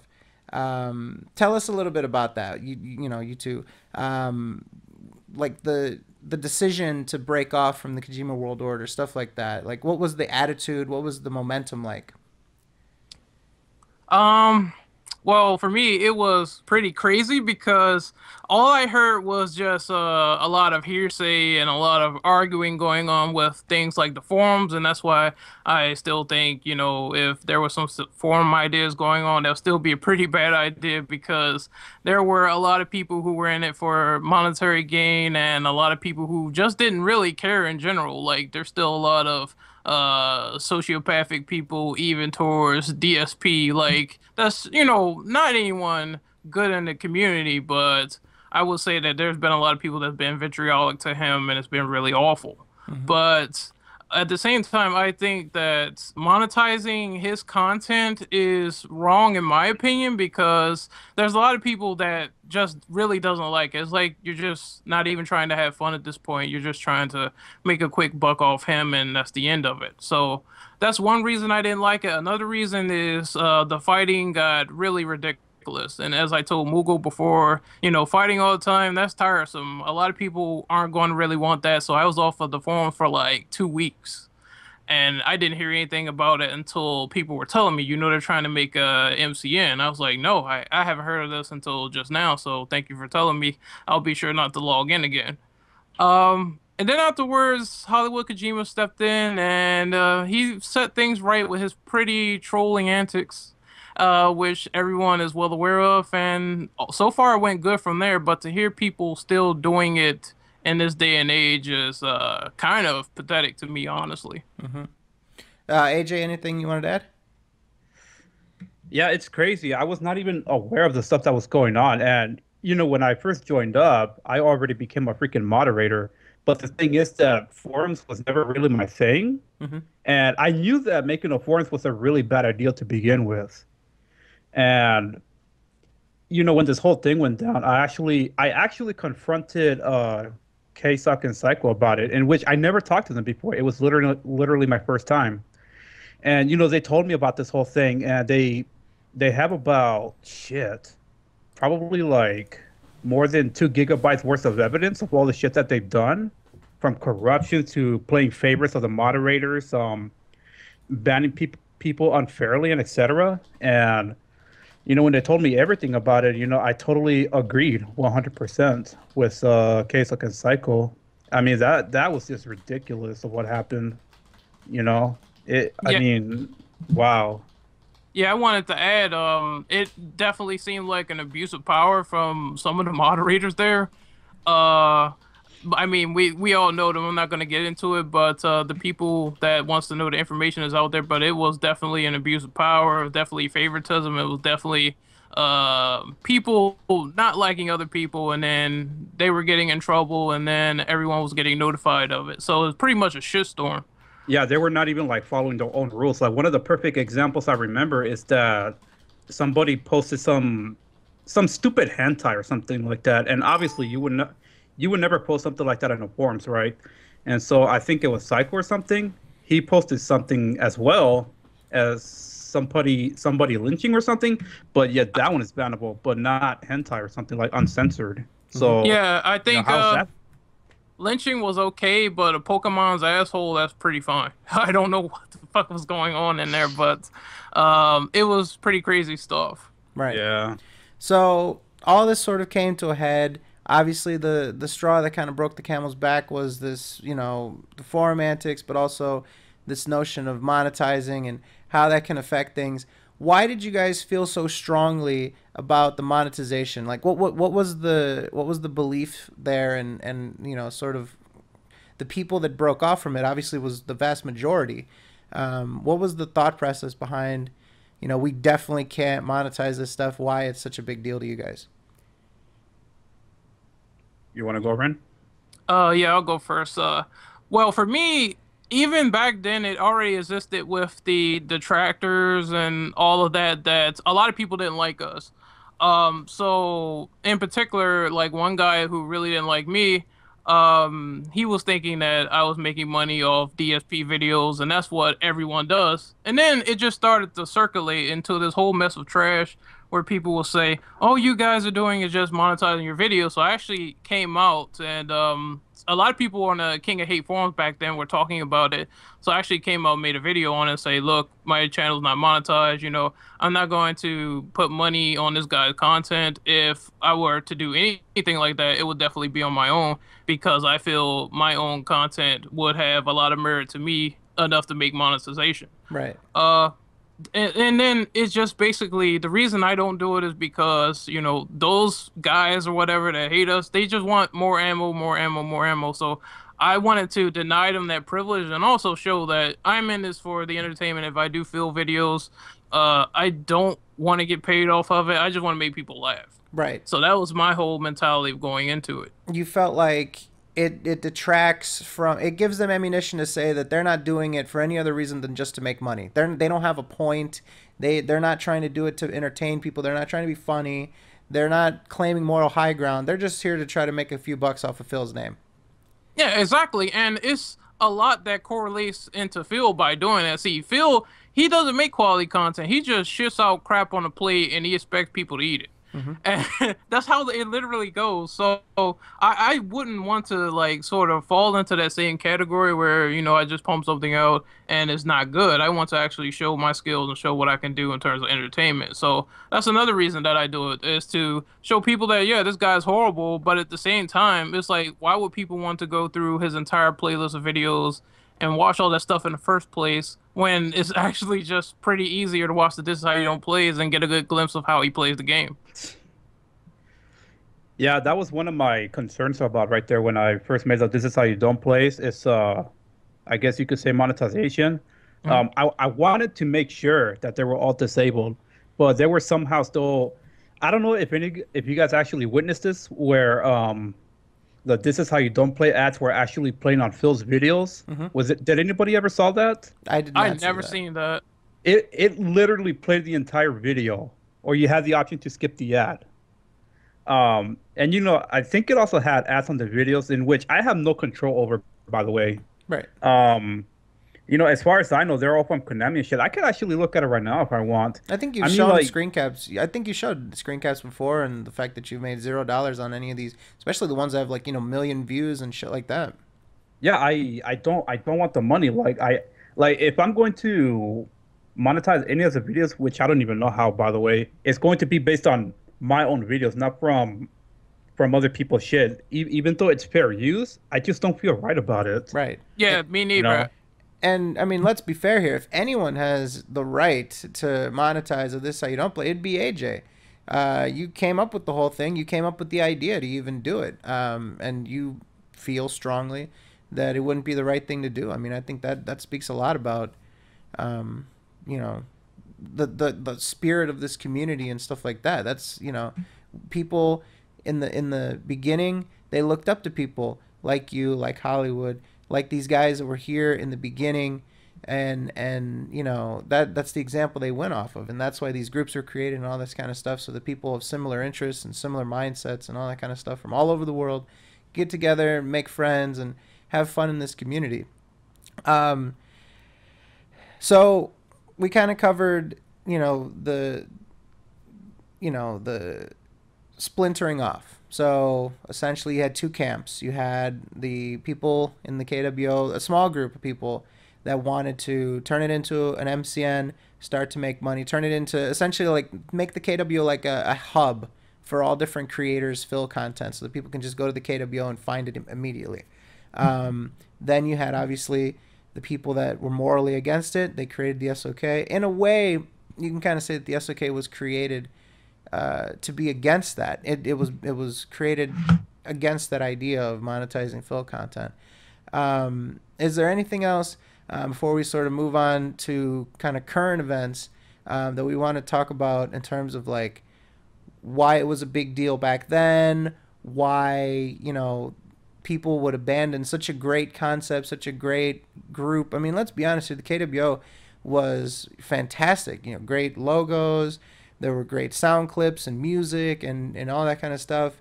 To you know, that has to be such a big thing, a big decision to leave a group like that and start fresh, essentially, because of some issues like that, you know?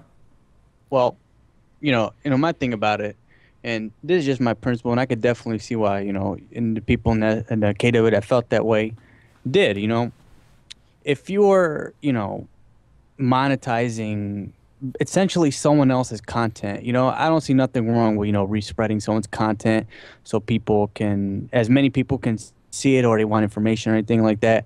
But if, your channel is majority or only about someone else, what I mean? It's not your own content. It's not, your spin, your personal, whatever, be reviews or whatever, then, it kind of hurts your reputation when you're trying to criticize that person. You know what I mean? Because if, when some people do it from a moral standpoint, some people do it for a parody standpoint, whatever, but it kind of hurts your reputation. You know what I mean? Because you're not, it's just a tough thing. Me personally, I just don't think monetizing anything like that, like my video, you know what I mean?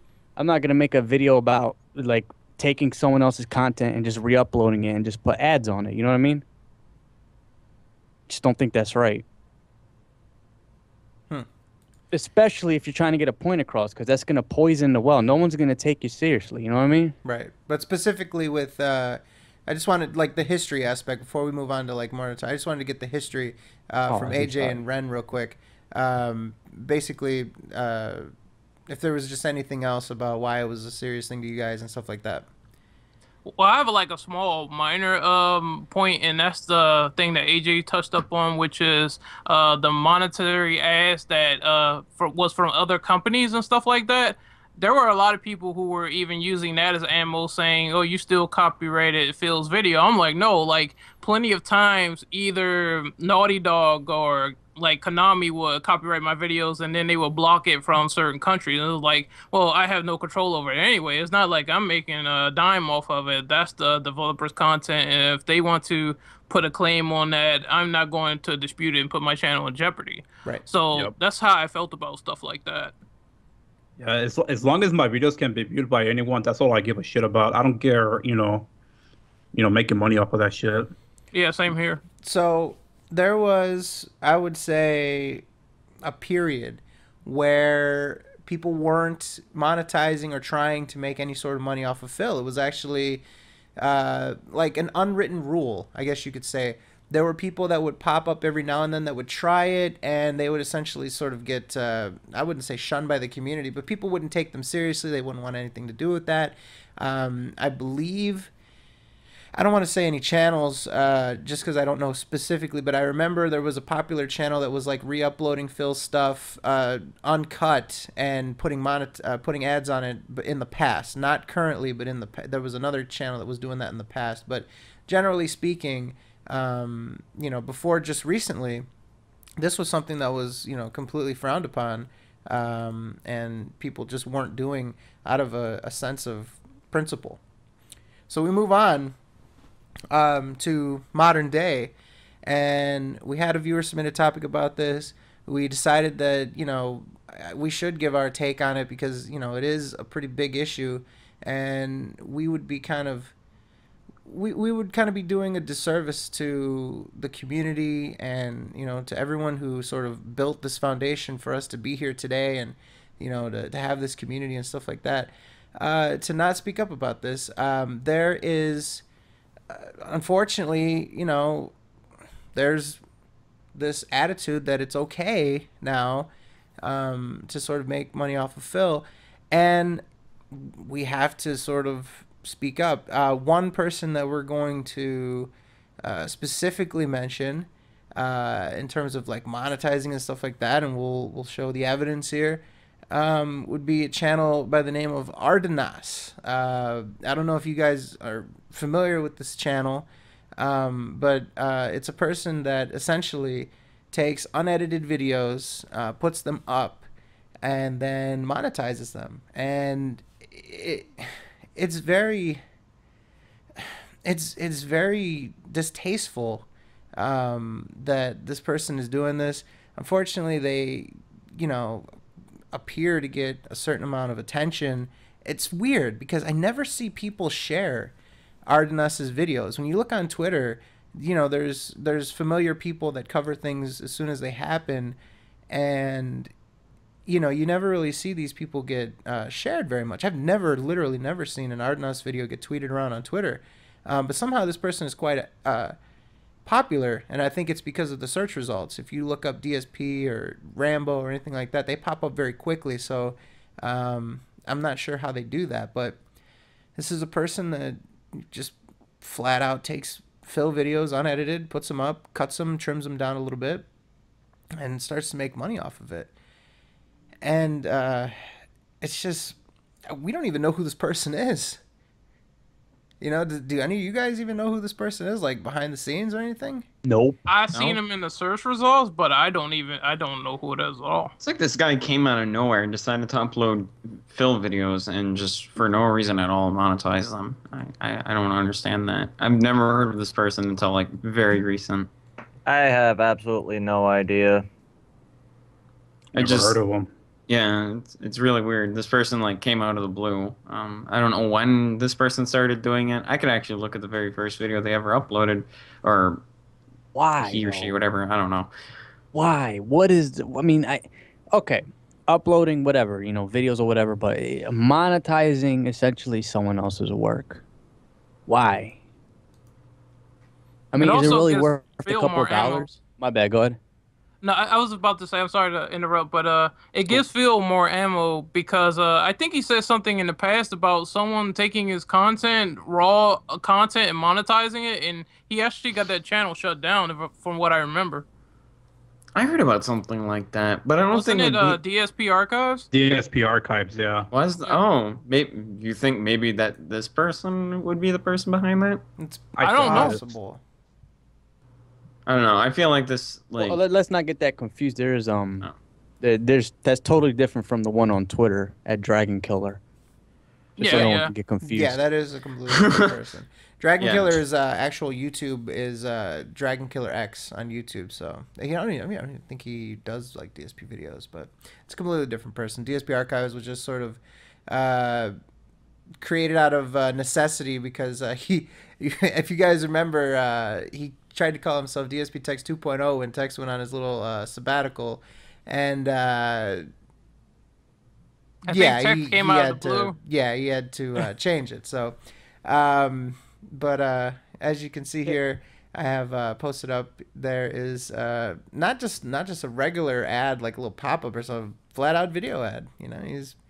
He's there in the I don't know, Google AdSense or whatever else. Someone actually. Oh, sorry. Go ahead. No, you go on first. Someone actually pointed it out in the chat too, and I just verified it too. Ardenus actually has 2 separate YouTube channels. Yes. And they're both partnered? Yeah, we were going to get into that. The reason why, are they partnered? I don't think partnered. I think they're just through AdSense. Wait. So the both channels are still up in? Yes. So he's still making money. He's double dipping. He's double dipping. Motherfucker. If you guys don't know, the reason why his first channel actually got killed is because he got into some quarrel with some guy, and he's literally using his YouTube channel to try to fight this guy, and was saying, like, he made a video that was like, hey, go flag this guy's channel for me because he's trying to fuck me over, and said like a lot of racist shit to him. I don't care about either side in that argument, but just the fact that he would try to leverage his channel that way he ended up getting it shut down because the guy filed a bunch of shit against him, and he made Ardenas 2.0 before he got the third strike. To me, what I'm seeing and what I've seen from Ardenas, it's essentially just taking the thing, put it on clip converter or whatever, and just uploading it and throwing ads on it. And just all types of ads. The pop-up ads is a 15-minute second to 1-minute ad, just exploiting, basically, to just fucking get as much money as possible. Yep. I don't encourage it, but I'm gonna go on a whim and say I'm actually thankful. I use ad block. I almost said something completely different. Bad block. But anyway, bad block. Yeah. I'm thankful I use ad block. Only on certain occasions. I like as a force of habit. I usually always have it on at all times. Yeah, of course. Yeah. But I'm thankful I use it.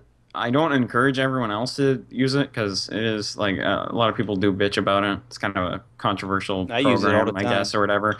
But a lot of people bitch about it. But you know what? It does help me from shit like this, where some guy feels the need to monetize videos that, by the way, he doesn't have the rights to at all. I'd like to acknowledge that. Freely monetize it for his own monetary gain. And this is actually pretty similar to a guy that I know on YouTube who got in deep shit for uploading other streamers' content. And there was a Reddit post. There was a huge blow up all over it, and there was jokes made about him.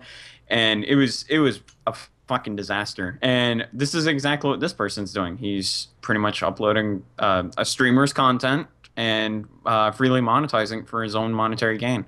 And people are actually watching it, and without realizing it, the videos are monetized. Yep. But people are rational enough to use ad block, because I'm pretty sure like a majority of people nowadays do use it. And it's an estimate. I can't assume that everyone uses it, but it's a rough estimate. Yep. And you know what? I'm thankful I use it because I'm not giving this guy money. Not a single dime. Right. That's some fucking horse shit, and I don't appreciate that at all. Now, let's be honest here. Obviously, he's not rolling in dough because of this. I mean, he gets, 1,000 views here, 1,000 views there, and as I understand Google AdSense, if you're not this gigantic, view and subscriber base, if you don't have a gigantic viewer and subscriber base, then you make like $1 per 1,000, $2 per 1,000 views. But to make even a cent off of this, it's morally wrong, and it sort of is a slap in the face to everyone like us and those that came before us that have done this since day one for free, out of a sense of principle.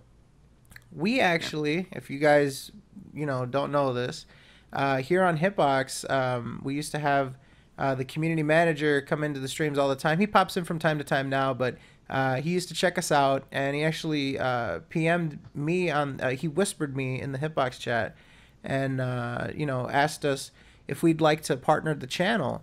And, we would have actually solved a big problem, because there are a lot of people that are telling us that because we stream at source quality and they can't lower it, that sometimes they just can't watch the stream. They have to wait for the YouTube, even though they'd like to be able to watch it live.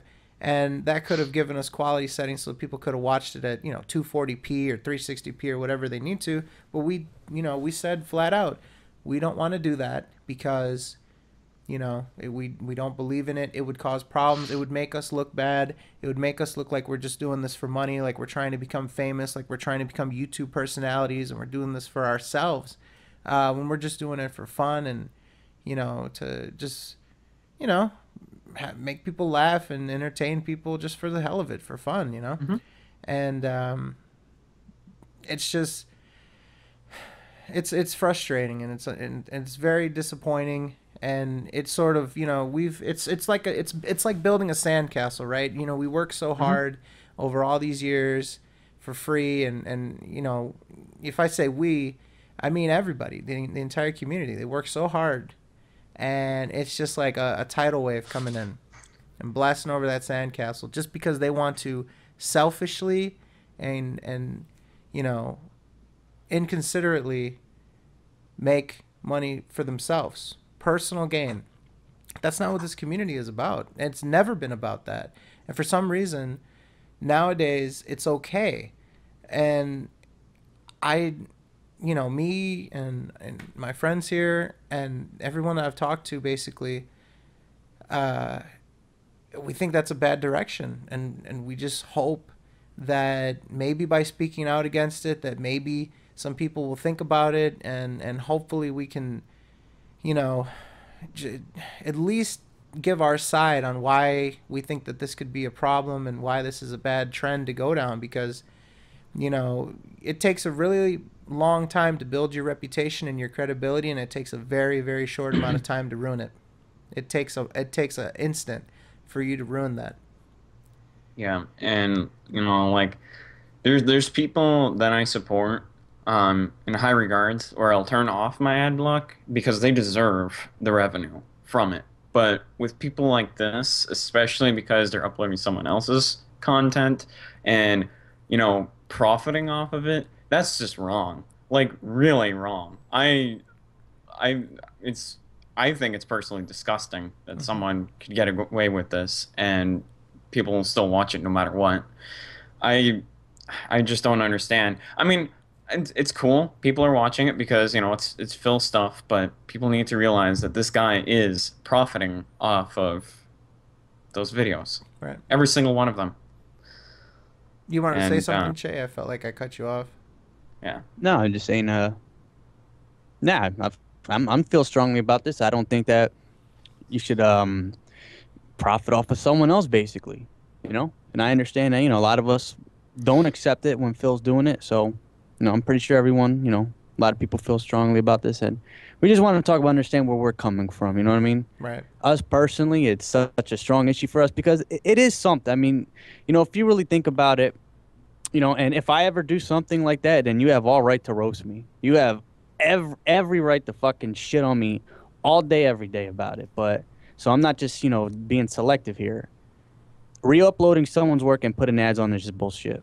Yeah. Making money off of someone else's work is just bullshit. Right. If you want money, do your own work and try your best. If not, then you got to be more conventional, get a job, go to college. Well, that's just the way life works. And it seems like this Ardenas guy, I mean, we have suspicions that it's just somebody from the past, but let's just say it's just some random person that found out about this and saw this community and decided to, sort of hop in here, or maybe it was, I don't know, whatever, to sort of just like come out of nowhere with no roots and maybe this person has no regard for, the principle of not monetizing and stuff like that. Maybe they just don't care, maybe it means nothing to them. For our two obvious OGs, I guess you could say, Ren and AJ, I guess I'll start with Ren. Like, how do you feel about this? Like, seeing this and with everything you've been through and everything that you've done for free and stuff like that, to see this kind of thing going on. I personally think there are people who don't care, because one thing I was going to use as an example was I saw a guy who made This How You Don't Play KOTOR, and he already had a giant following already. It's like he really didn't even need to make a video about DSP if he wanted to. He already had a following behind him, and he just seemed to throw the video together sloppily and really not give a fuck. And DSP didn't finish the game, and I feel that some of that seeps in the community where people don't care, they don't put their best foot forward, even if they're making a video for entertainment purposes. So it kind of doesn't surprise me that it will be taken to the next step. But at the same time, I think people should be like more morally aware that Phil, you never know if he's going to bring the hammer down on anyone or not. Again, from that whole situation he did before where he was like flagging people down. I know you guys were talking about it earlier, but he can still talk about it. He can still make up some spiel that people are stealing his content and they're putting money on it. And then when he generalizes everyone, it makes the community look bad. It makes us all look bad. So I'm glad that we got the chance to talk about it and acknowledge it, because it shows that we're in this just for the fun. We're not in it for the money, the fame, or the attention. We just want to have a lot of fun on the internet as friends, and we want to show that. We also want to show, like, sometimes Phil fucking up. So if you're in that mindset and you don't have a problem with having fun with DSP videos, by all means, I still encourage it. But if you like to monetize or shit like that, then just be aware that a lot of people that are pro DSP are probably going to call you out on it. Mm-hmm. Yep. So, AJ, do you want to add anything before we moved on to another person I want to talk? No, not really. I think pretty much Ren hit the nail on the head there. All right, Alice, you wanted to say something? I think you didn't get the chance. Yeah, as far as the artness goes, that's really shitty. And we can't, people, if you want to call us the anti-DSP community, well, us in this community, we can't claim to have some sort of moral high ground or principle over Phil when you take his material and you monetize it. I mean, you don't even edit it or anything. It's just blatant stealing his content. I don't think you can claim any moral high ground or any principle over Phil if you do that. In fact, I think that's worse than Phil because at least Phil, I mean, he does like LPs and stuff. So that's not directly taking other people's content. It's his own content. I think we all can agree on that. Whether it's good or not is something altogether, but it is his original content. And at least he has that. But people like Ardnas, they're just exploiting Phil for monetary gain. I think that's awful. Mm-hmm. I mean, then they have the gall to post this and be like, oh yeah, look at Phil, he's so awful, and claim some sort of moral high ground on him. Oh, look what he's doing, it's so awful. No, motherfucker, what you're doing is even worse than anything he does. That's just how I feel about that. I 100% agree with that. I think that the people who are making fun of Phil for like I thought it was hilarious that he had a Patreon picture of Phil. I know he probably made videos of Phil talking about Patreon and gouging the system when he's just gouging off of Phil videos. So I think that a lot of people who does this hypocritical stuff and should be acknowledged because one thing you don't want to fall into is you don't want to fall into the same category as other people doing these ridiculous things and you're just trying to have fun. I think that there should be a clear difference if someone wants to talk about it and mention it because it could be a big deal to a lot of people. Mm-hmm. Yeah, like the whole point of this whole thing was to not only call out on Phil's bullshit, but, like, if you're going to call him out, maybe add some humor to it, which is some sort of a satire or parody, but, like taking his videos and just monetize this, like, come on, dude, come on, what are you doing? Right. Come on. And, we've faced criticism when people thought that we were monetizing, and, a lot of this is, well, I can speak for myself, and I know a lot of us, we get third-party claims from music or the stuff that we add to This How You Don't Plays. In my latest run-in with Machinima, they actually put ads on the swatting video. Instead of trying to take it down for some moral reason or legal reason, they decided to just put ads on it because they noticed that there were 50,000 people watching that shit, which isn't even the big deal in the grand scheme of things. That's not a lot. None of our channels are gigantic blockbusters in terms of making a lot of money, even if they were monetized. But in the general scheme of things, we as a principle, we don't do any sort of monetization or donations or handouts or any of that kind of garbage. The only thing that we've ever done that was even close to that would be the SoK water, where we took donations specifically that did not touch our hands, that did not go to us in any way, shape, or form, and went directly to the charity. And that's if people felt like they wanted to support the SoK in some way monetarily, that's where they got their chance to do it.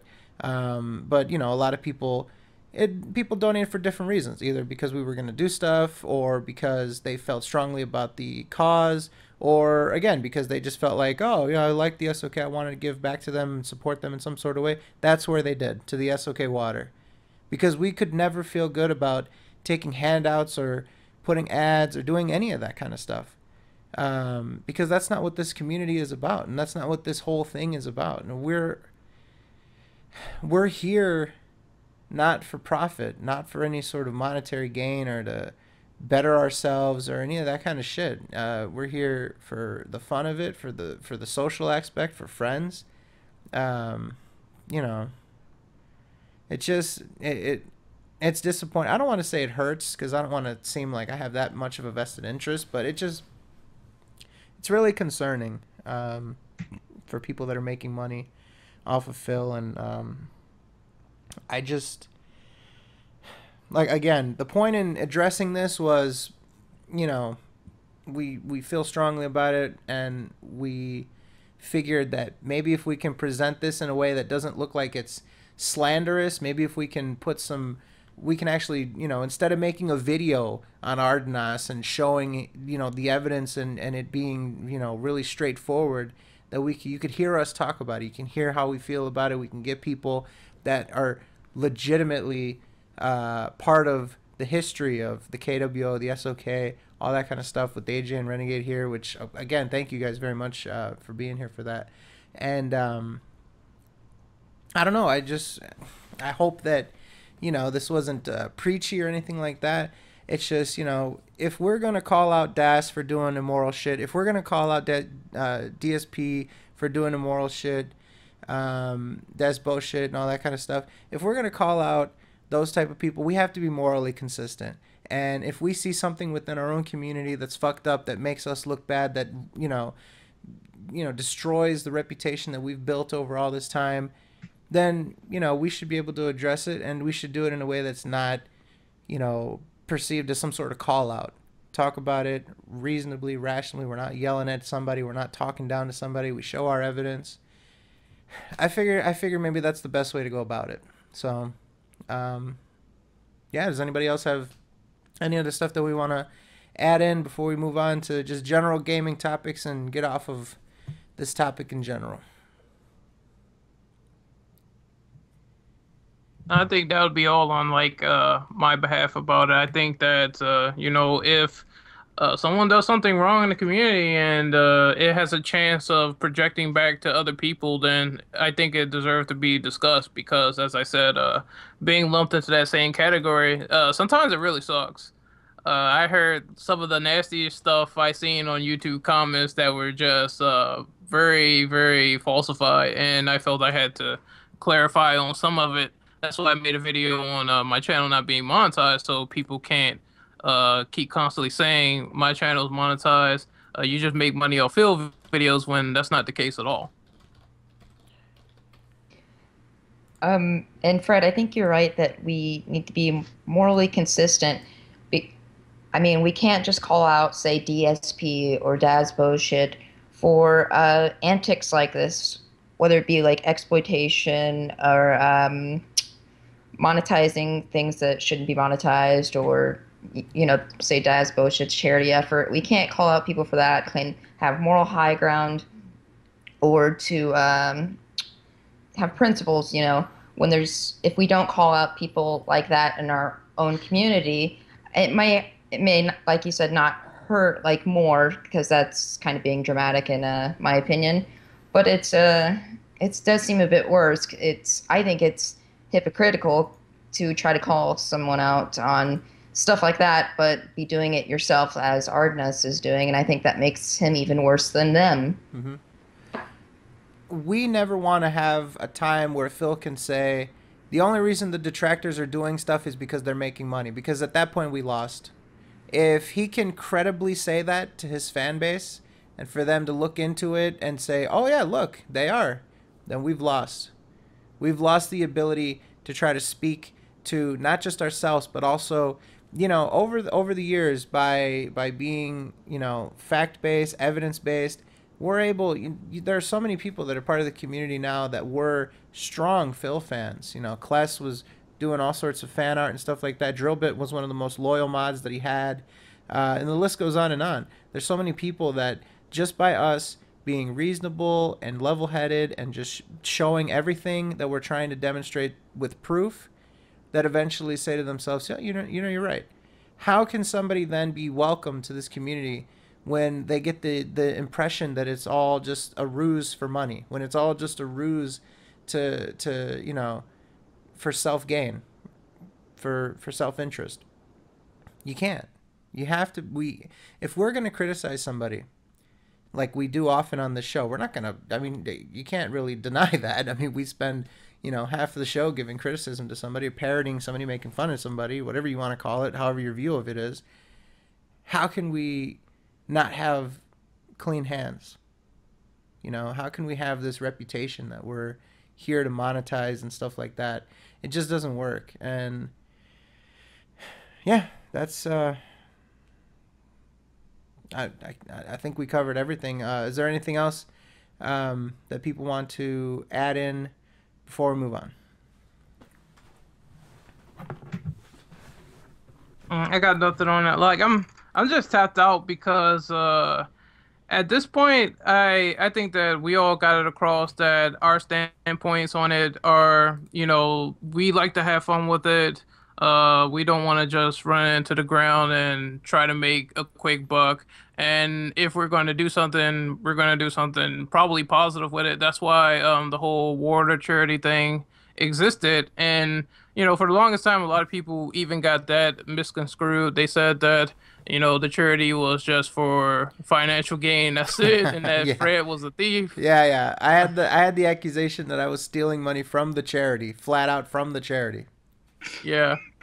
I remember that. Yes, because you work at Charity Water, apparently. How dare you, Fred? How dare you? Mm-hmm. So Fraud bucks. that was one of the and we got Kless in the chat right now. The SOK podcast and stuff helped me stand up for myself when I decided to just stop supporting Phil. I love to hear that. That's fantastic. Stay Klessy, my friend. That meme. But yeah, I mean, that's, you know, Kless was a big time supporter of Phil and spent a lot of his time and his creative talents producing content for Phil and stuff like that. And, you know, it's a big, it takes a lot for somebody to then say, you know, oh shit, like, I can't believe I didn't see this, you know, and you only, people that are on the fence or people that are on one side, they're not going to listen to an extremist. They're not going to listen to somebody yelling in a bullhorn. They're going to listen to somebody that demonstrates what they're saying with proof and evidence, and that's what we try to do. And that's our goal. Our goal is to, you know, have fun first and foremost. Do it without any sort of self-interest. Don't muddy the waters. Don't make it like, yeah, you know, we're doing podcast number 49 and hopefully a bunch of people tune in. We got to think of reasons to get people, you know, we got to come up with scams to get people to watch and stuff like that, so people will watch it and we can make more money and stuff like that.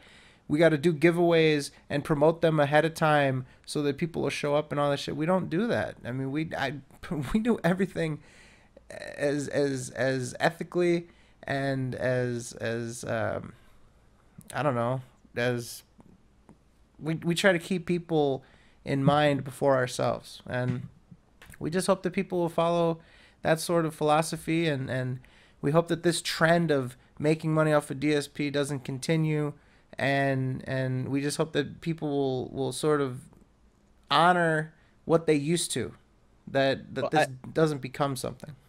Can I say something? Absolutely. And this is a response to someone in chat, and you're free to disagree. It's nothing like that, but I think what you're saying, basically saying that we kind of lashed out at Das and told him not to do something, and he thinks that we're reprimanding people. We're not reprimanding people. We're giving our opinion. You know, I've never heard you, you know, say, you know, don't reprimand Phil or don't tell him not to do anything. When we gave our opinion on something, we disagree with him. We disagree with this. We're not telling you not to do it. You're free to do what the fuck you want. I have a right to disagree with it. You have a right to agree with it. Just like you have the right to disagree with something I do. I'm not telling you what to do, but if I disagree with it or I don't like it, I'm going to say something about it. Mm-hmm. There's a difference between us saying we don't like it and we think it's fucked up, and us saying, all right, don't you dare fucking do it. We're telling you not to do it. Listen to us. Yeah. That's not what we're saying. Yeah, the Just last like thing... I've never heard you say that about Phil when we criticize Phil. You know, just saying. We almost flat out said that he should. I mean, we did say, we said he should have put the 250 towards the camera. Were we reprimanding him then? I mean, it's kind of, and we didn't tell anybody to do anything. We just called attention to this because we literally had viewer submitted topics, and people ask us about this. So we figured we'd address it in a way that's informative for everybody, just so that they know what's going on. You know, we said flat out a number of times that we don't have the ability to tell people what to do or anything like that, and we don't. We just give our opinion on this, and you know, we had people like AJ and Ren that, you know, I mean, you guys can acknowledge this. The collapse of the KWO was a big thing for this fucking. It completely changed the community. It was a gigantic event, and people were freaked out, and people were fucking, you know, uneasy by it, and you know, now we're the SOK, and these things affect the community. I think people understand that. I think people realize that, but you know, some people might not, and that's fine.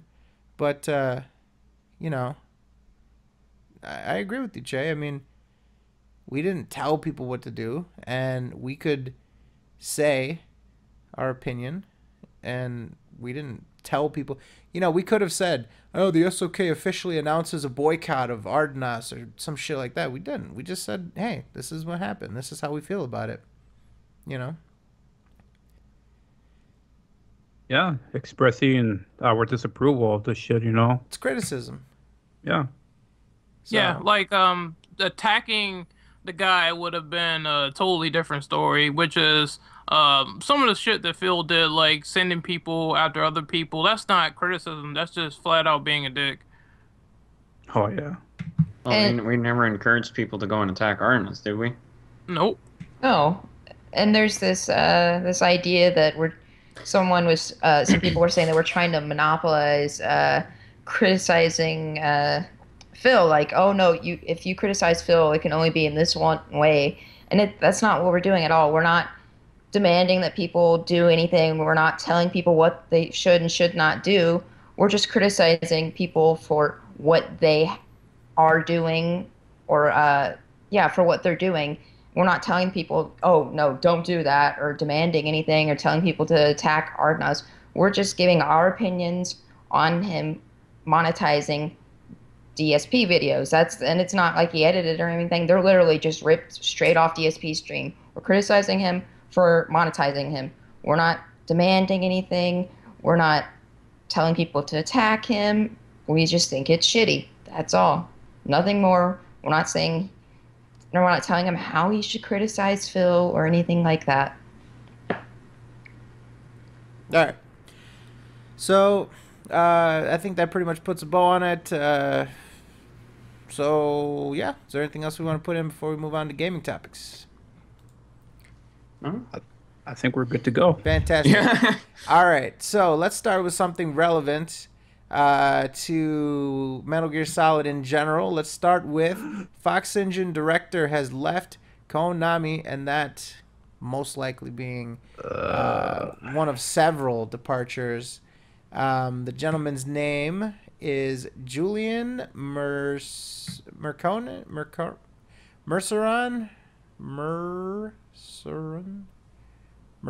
I don't know the pronunciation. It might be French. But anyways, Mr. Julian has left Konami, and he is the director of the Fox Engine. AJ, why don't you start? What do you think about this? Konami, the future of the Fox Engine, and all that kind of good stuff.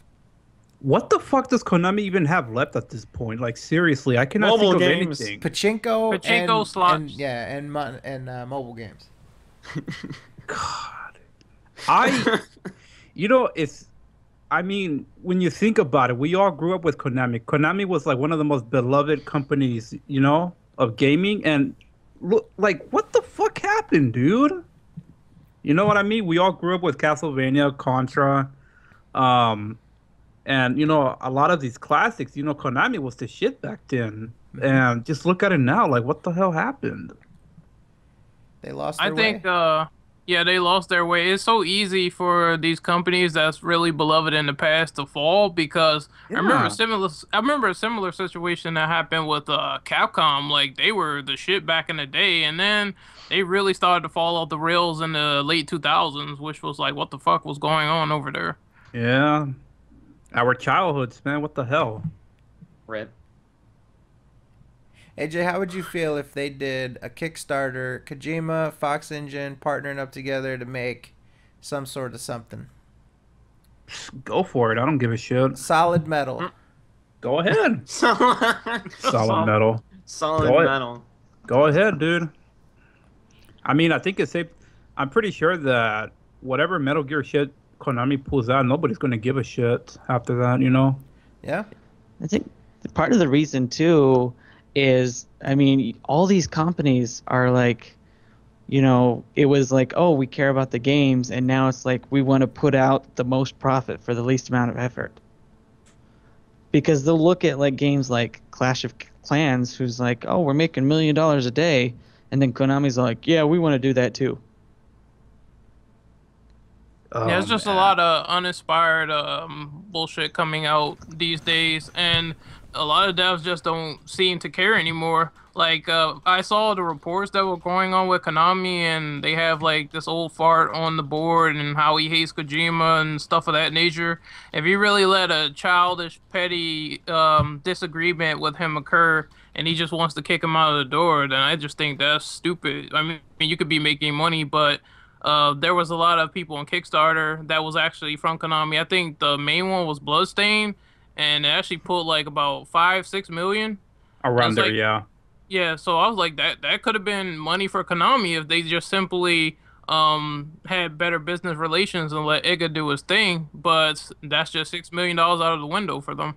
Man, I am so glad that Kickstarter is a huge success, because that is just like a big fuck you to Konami. Holy shit. That makes me so happy right there. Yeah, most definitely. Unreal. I'm just looking forward to seeing how the game comes out. I actually really can't wait for it. To be honest, with the direction that Konami is going in, like, he's better off leaving and going somewhere else. So, yep. I mean, they're, like you said, they want to put in the least amount of effort and money into their games and try to get large profit margins. Like, if you put as little effort and money into a game as possible, and you don't make very much compared to a big title like Metal Gear, your profit margins are most likely still going to be way higher, and you can turn out games even quicker. So you put out a lot of shitty games and make not too much money on each one, but you still make a lot of money overall. That's what they seem to be wanting to do with their, and also they have their gambling division with those pachinko machines or whatever. And you know, that guy is better off. He could go somewhere like Capcom, which isn't the best, but probably would still be better than Konami. Or he could maybe plans on joining Kojima and whatever his next project is. So who knows? I'd like to see. Well, I mean, I'd like to see some fucking. I don't know if this will ever happen. I'd like to get your guys' opinion. Is there any chance that they can produce additional content for Metal Gear 5? I'm way behind in that game, so I cannot say at this point. Well, I mean, the criticism is that Chapter 2 is a little rough, and there's people have found on the PC version, they explored the files, they found different assets. I don't want to give any spoilers, but major characters from older games being in the game, you know, that you wouldn't expect to be in the game at all. And also a title card for Chapter 3. So, is it possible? I mean, I don't think they could. I mean, they've got the Fox Engine director leaving. Obviously, Kojima's gone. I don't know how much more from his team is gone. I think Kojima Productions is completely disbanded. I think Kojima's out the door in December or March. Yeah. Oh, he's not gone yet? No, he's not gone yet. Oh, every article I read made it seem like he left like immediately. No, he does. As far as I know, he doesn't leave. He doesn't leave Konami till December. So it's very. So that was the thing that I thought of too. It's like it's very, based on the criticisms that I've been reading, about the endings and shit. I thought to myself, it's very possible that there might be some sort of a DLC or something, because Kojima it's still there till December. So I mean, who knows? You never know. Well, he said in interviews, I believe, that he was going to continue doing stuff for Metal Gear Solid 5. He would finish that out, and then he'd be done with Konami. Ah, really? That's what I read a few months ago, I believe. So there's a chance. There's a chance that they might finish up 3. Yep. So, but the question then remains too, are we looking at DLC that was originally on the disc but scrapped, or DLC that's done after the fact? I mean, we have to figure out. Sorry, go ahead. It's like we have to figure out that distinction, and like if it's DLC on the disc, then that's completely uncalled for. But now you can see, you know, like after the fact, then yeah. If it's on this DLC, a lot of people are going to be pissed. Well, they went through all the assets on the PC version, which is going to be on the other versions too, I would assume. And they didn't find like complete things like that. They just found a few assets here and there, some character models, that title card with Chapter 3. It's possible that they left that stuff in there on purpose so that it gets discovered. I mean, you know, you would know that stuff is there. You know, I wouldn't see why you would leave that stuff in there with the intent for it to just be in there, just to be in there. Maybe they wanted, maybe they wanted that to be found. Maybe they wanted people to take that as a hint. You know, it's a way to like confirm something without confirming something, right? Because like just by putting this out there, they could, you know, people might say, oh, they just accidentally left it in there. It was supposed to be deleted. But it starts to plant this idea in people's mind, like, oh man, there was intended to be a Chapter 3.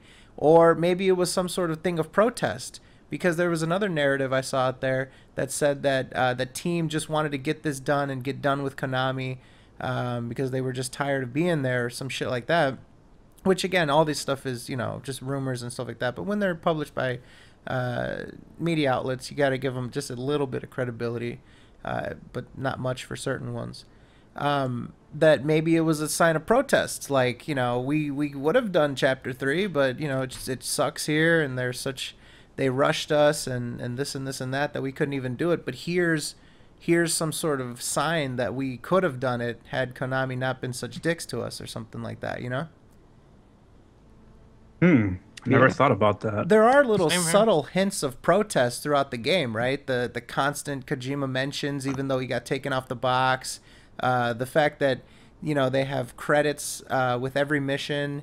You know, the fact that he's in the game to be rescued. There's a lot of subtle, you know, maybe not protest, but there's certain, like, you know, civil disobedience, I guess you could say. Like, sort of just a little bit of, we're going to do it anyway kind of stuff in the game, you know? I mean, I wouldn't even put it past Kojima too, because he's been known to do stuff like that. Mm-hmm. So I mean, even if he leaves like specific files or characters that are supposed to be in a later chapter, but are incomplete, I mean, that's just saying, oh look, he is teasing you. Like a classy way to stick it to Konami in the end. Yeah. Yeah, that could make sense, because all the stuff that I'm hearing about Konami has been all negative. Like, we're hearing reports of people, you know, being limited access to the building, people having their time monitored, and if they don't come back on time, they get like mocked in the company. This has been said like more than once from apparent insiders, so I would not be surprised if they're just sticking it to the company with the subtle hints in the game.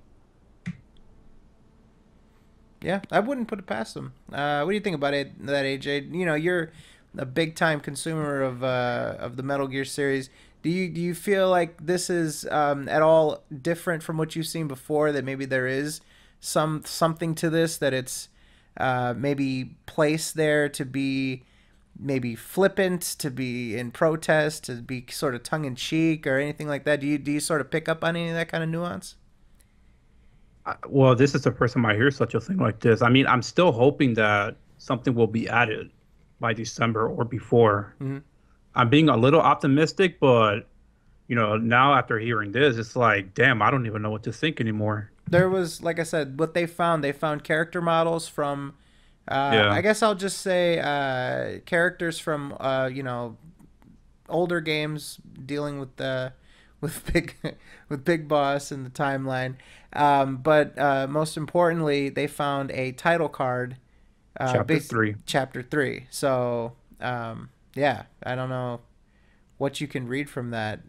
But I just, I don't chalk it up to them just being careless and just accidentally leaving it in, right? I don't think that you look at the game and you look at, I have to again give them credit for just such a perfectly not perfect, but such a well optimized PC version that they even rushed up ahead 2 weeks and stuff like that. Everything in the game sort of has purpose. They're very organized. They're very neat. There's not a lot of glitches that I've noticed. Like, you don't, every game you see, you always see like YouTube videos with glitches and shit. You don't really see that. I feel like that team is very meticulous in what they do. I feel like they're very, like I said, organized and stuff like that. I just don't feel like they would be sloppy and just leave that stuff in for no reason. Yeah, because I mean, definitely, if the game was rushed, as people are saying, I mean, we're still seeing a game, like you said, that just everything kind of works together, and that doesn't scream a game that was just rushed to the end of completion. Mm-hmm. So, all right, let's move on. Anybody else want to get in on Metal Gear Solid 5, Fox Engine, yada yada yada before we move on? All right. Nope. We've got TGS 2015. Did anybody consume this content? Nope. I watched I think I watched all of it. I'll admit they had a strong opening for the most part, but when it started to get down later and they started like fizzing out, it started to get a little bit boring. It was definitely better than last year, and one thing I have to note is, did Loophole break any Sonic games in the process or not? Not yet. Hopefully he will, though. He would have done it if Shenmue got friggin' delayed. Yeah, if they delayed Shenmue or canceled it at TGS, I think he would have destroyed his house. He would have lost his goddamn shit. Could you imagine that if they delayed? It's just we're gonna have console pieces for days just spread across the lands. That poor guy, man. He's gonna break every fucking thing that he has, and he's not gonna have anything to do. I'm gonna say rip to his Xbox because I remember that. Oh my god. Oh yeah, that was pretty brutal. That was one of the best moments right there. Yeah, I fucking loved that moment. I unfortunately couldn't see TGS because, well, conflicting schedule with morning shifts, work stuff, things. I guess I couldn't see it, unfortunately. I did hear a lot of things, though. I heard Persona 5 got delayed. I heard some Resident Evil game that came out apparently looks like absolute shit, and it pissed a lot of fucking fans off. There was a lot of things I've seen on my feed, and a lot of it was good. A lot of it was something I kind of expected. Other than that, I mean, seemed like an okay show. So I have to catch up on that at some point. Oh, and Karen got announced for Street Fighter V, which actually made me really happy because Karen was my favorite character in Street Fighter. Fuck Karen. So yeah, that's pretty much all I have to say. All right. Anybody else? TGS 2015? Unfortunately, did not see it because it was at 3 o'clock in the morning. So yeah, it was on super late. That kind of pissed me off. Yeah, it was on really late. Basically, it was gonna come around 2 a.m. where I live, Eastern Standard Time, and then they delayed it for about an hour. I was just sitting there like, what the fuck? Wow. I just want to say that I'm supremely disappointed at the delay of Persona 5, and I just don't know what I'm going to do with myself until then. I just feel like I just feel like something was taken from me, and I really hope that they get on their they get on it and they get this game done, And yeah, just 2016. Looking forward to playing some Persona 5. And I've got my schoolgirl outfit ready for that and stuff like that. I'm gonna eat potato chips and drink cola and stuff like that. And I'm looking forward to it. I'm very much looking forward to it. I'm gonna take off my shoes and stuff and do all that kind of good stuff so I can play this game. You got your sushi and shit ready? That is correct. I'm actually well, all right. I'm not gonna go that far. I'm not gonna make Phil style jokes and stuff like that. What I'm gonna say though is good for you, though. what I'm gonna say though is that it breaks my heart, and I need your guys' support to get me through this tough time with the delay of Project 7. I can barely even bring myself to words at the prospect of this. Look. All right, we can sit down and we can watch the Persona 4 anime together. That sounds perfect. Spread our sorrows. And while we're doing that, I can play Persona 4 on my Vita. I have a better recommendation. You might as well just get Phil. You might as well just get Fred a goddamn rope while you're at it. Yeah. No, I have a better tied in a recommendation. noose. You can just get him a VR headset and then give him Bible Black the hentai game because that's going to be the wave of the future apparently. That sounds perfect. That just made me fucking shrug really hard. That's a wonderful, wonderful coping mechanism. That's a very good image. Just kidding. I even saw they have little body pillows that you could mess with in the VR session. I don't want to hear it. I don't want to hear it. That's a goddamn nightmare. That's weird. He's over here Googling this body pillows. Oh, doing for research. Oh yes, it's just for research. I have a normal bed, thank you very much, with actual pillows, not with people on it. All right. Yeah, whatever makes you sleep at night, Moogle. Yes. Whatever makes him sleep at night with that body pillow, though. Ooh. Yeah. Beautiful. That's why he needs to justify it because, there's one side with nothing on it. So he flips that over and it's like, look, guys, I have a normal pillow. Look, you have a real punchable face right now. I'll be sure to get a picture of your face, put it on my pillow so I can punch it. Ooh. Yeah, well, we all can't look good, so I'm sorry, Moogle. Oh, my God. I hate you guys so much. Well, what I hate is that Persona 5 was delayed until 2016, and I just, I heard the news, and I remember exactly where I was. I, was on my way to a manga store, and I had just gotten done calling people by their proper names, and unfortunately, they didn't have the manga that I wanted. That was delayed till 2016 as well, and yeah, I just, I ask for your support in this tough time, and I fucking hate you guys so much in the chat right now. Freaking God! So you're basically you're gonna dislike that post. I feel your pain, man. I feel your pain. Someone is asking me to play Fallout 3. Oh shit! I feel your pain. Oh no! That's what will we ever do? That's like sending you to the factory, dude. That's fucked up. No. It's like having a pro as a girlfriend, huh? They should exterminated. They should be arrested. I swear. I know. That's just fucked up. I'm really sorry, Jay. You need anyone a hug. anyone that looks like them, they need to jump out a window for that remark. Perfect. That's fucking Play ridiculous. Fallout 3 times. Might as well put 3 bullets in my head while you're at it.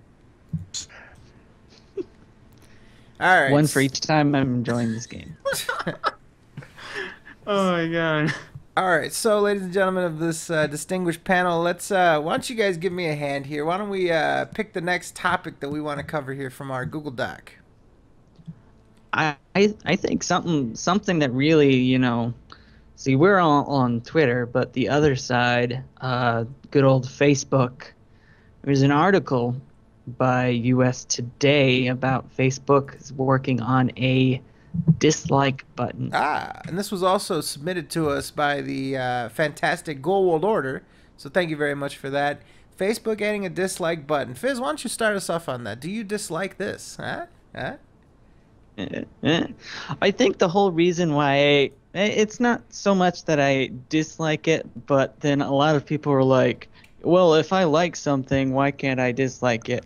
And it's kind of one of those things where, if there's going to be a dislike button, people are going to be like, you're going to have months of just like, ooh, dislike button, so I'm going to dislike everything.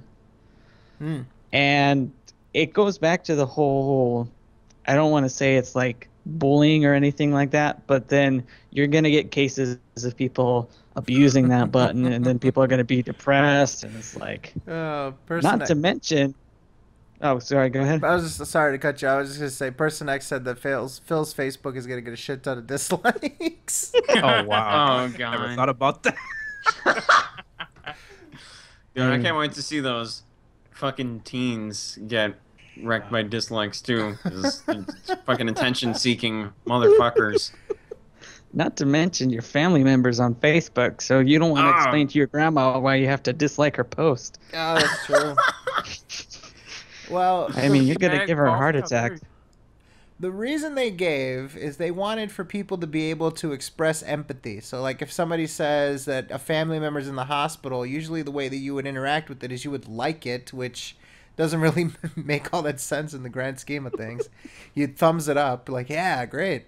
But this is, I guess, instead to be able to convey empathy. Like, oh, I just crashed my car, dislike, like a way to show that you don't like something. But the way that it's going to be used instead is going to be like, thirsty chicks on there, and people are going to dislike it and shit, or people bragging about themselves and people disliking it and shit. It's going to do a lot more harm than good, but at the same time, it is good to let people express more than just a thumbs up for everything, which doesn't really make sense. I'm not a big fan of the thumbs up or nothing type of thing. Like, the forums. Remember the forums used to be upvote and downvote, and Phil got fucking wrecked to oblivion, so they had to change it to just only Operation positive or Downvote nothing. DSP. Yeah. Wasn't he like in the negative? Yeah, he was in the negatives. Yeah, he was. And so was KG. KG was like Yep. negative 1,000 or some shit, or I forgot what it was. So they changed it. I remember catching him at negative 666. They changed it, and then they reset everybody's dislike. So now everybody's like in the positive. It's ridiculous. Yeah, Garbage. it's just, I don't know, because I think there's other ways to do that than having just a standard like or dislike button. There's easier ways to, like, if you don't like something, don't like something. Say it in a fucking post, like, oh, that sucks, I'm sorry, instead of, oh, my car crashed, dislike. Which brings the question, if your first response to, oh, my car crashed is, oh, I'm going to post this on Facebook, I think you got bigger problems. Yeah, then maybe that's why you crashed your car. He was going to post something else, and then fucking psh. So, I was going to post something, but my car crashed. Well, I think it's a good idea because I could finally dislike a post of a woman having an ass bigger than 2 centimeters. Oh, shit. I can finally dislike a post when someone says something really fucking stupid. And that's like majority of Facebook nowadays, especially on mine. I don't even know why I use it anywhere. It's really that was something that I criticized about 2 years ago. Why the fuck did this shit doesn't have a dislike? There's so much shit that I want to dislike. And as of you're gonna be today, like you're gonna be like the most negative fucking person on Facebook now because of that. I can't even stand Facebook anymore, man. That site is a fucking cesspool. Jesus Christ. Yeah, I don't use it too much. It's just people bragging about their.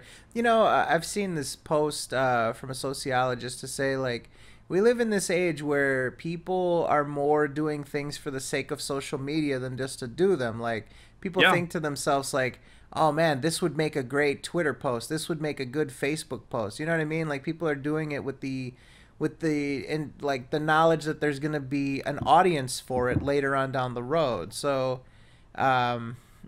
it's kind of weird, but in a way, It used to be, I'm going to do this and then I'm going to show the moment of it after the fact. And what it is now is I'm going to do this so I can show the moment, you know? Do it for the Vine. Yeah, yeah. For honestly though, but that's a really good point. I never really thought about it like that. But that is sort of how people are now, is not everybody of course, but a lot of people do. Like, they're motivated to do something based on them being able to post it on social media after the fact. So, but yeah, I just, you know, whatever. It's you know, Facebook seems like, I don't know. I feel like Facebook is sort of aging, but not, because it's really the only thing out there. But you know, we kind of felt the same way with MySpace. So, I wonder what the next thing will be. Actually talking to people. LinkedIn. Everybody's gonna hit each other up on LinkedIn. So, You know, or maybe we're gonna get. Sorry, go ahead.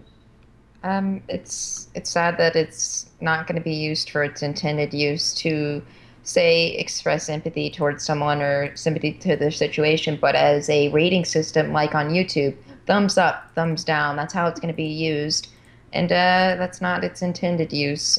I think that's kind of sad. So instead of showing someone that you understand or you have empathy for them or their situation, it's going to be used to put people down, basically. So it's the opposite of its intended use, to make people feel worse, but was intended to make people feel better. I think that's just kind of sad.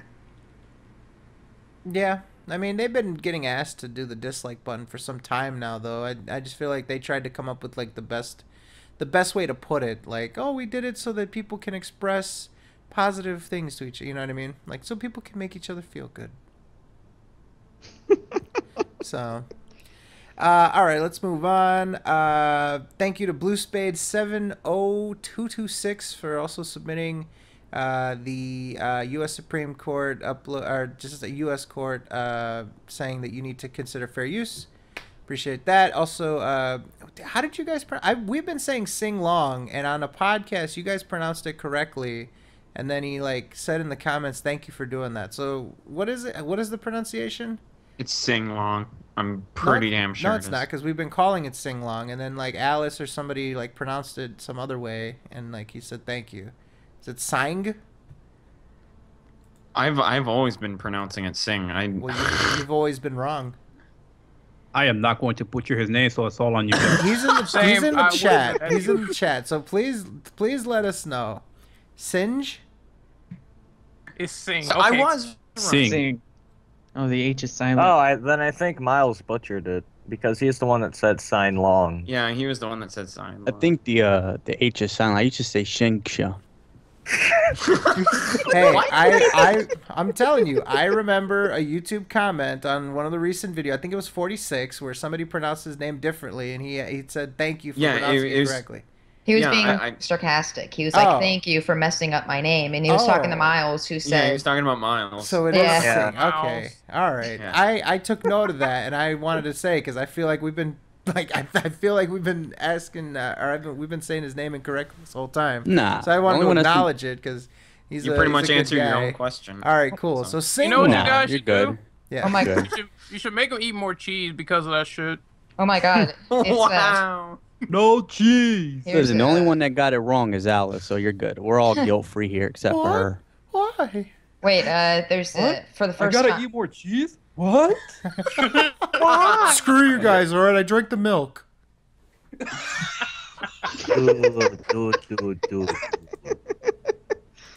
love you, Miles. Miles is one of the best people ever, so. Miles loves shit.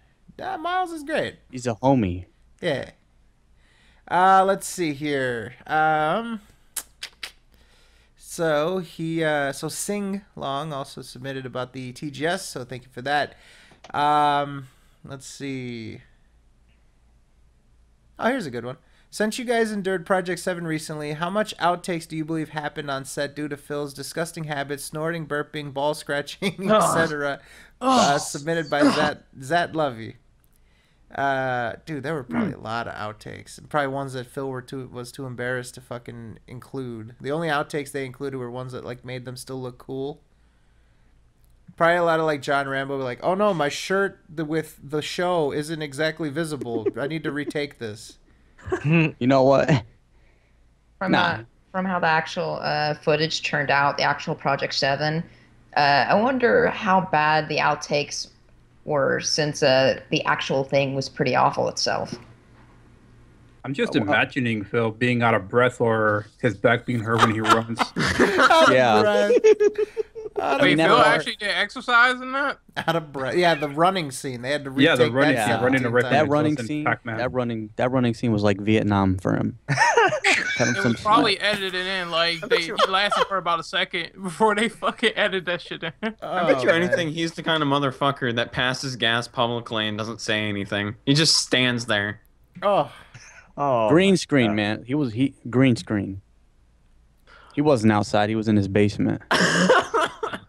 Or was he eating Doritos and chugging Fanta? Always. All right. So outtake. I just think there were a lot of outtakes. They were probably stupid. All right. People in the community monetizing doing. Okay, that was anonymous. So thank you for that. About the monetization and stuff like that. Let's see. Talk about Moogle's Dota addiction from Che World Order. Okay. Cool. Listen, don't worry. I use my powers for good. Don't worry. Oh my god. He tells too many people to get out of his lane. I was gonna say earlier that that's probably the reason for that dislike post on Facebook, because people are gonna say I hate Dota, and then Moogle's gonna be the first one to dislike it. No, I'll probably like it just for shits and giggles. I tend to do that whenever someone like shit posts. I just do it because it's fucking hilarious. Oh, it's shit posting whenever someone doesn't like Dota. Nice bias. Oh. Okay. Wow. I'm not okay. Whatever. The armchair Olympics. Ooh. Ooh. I'm just kidding.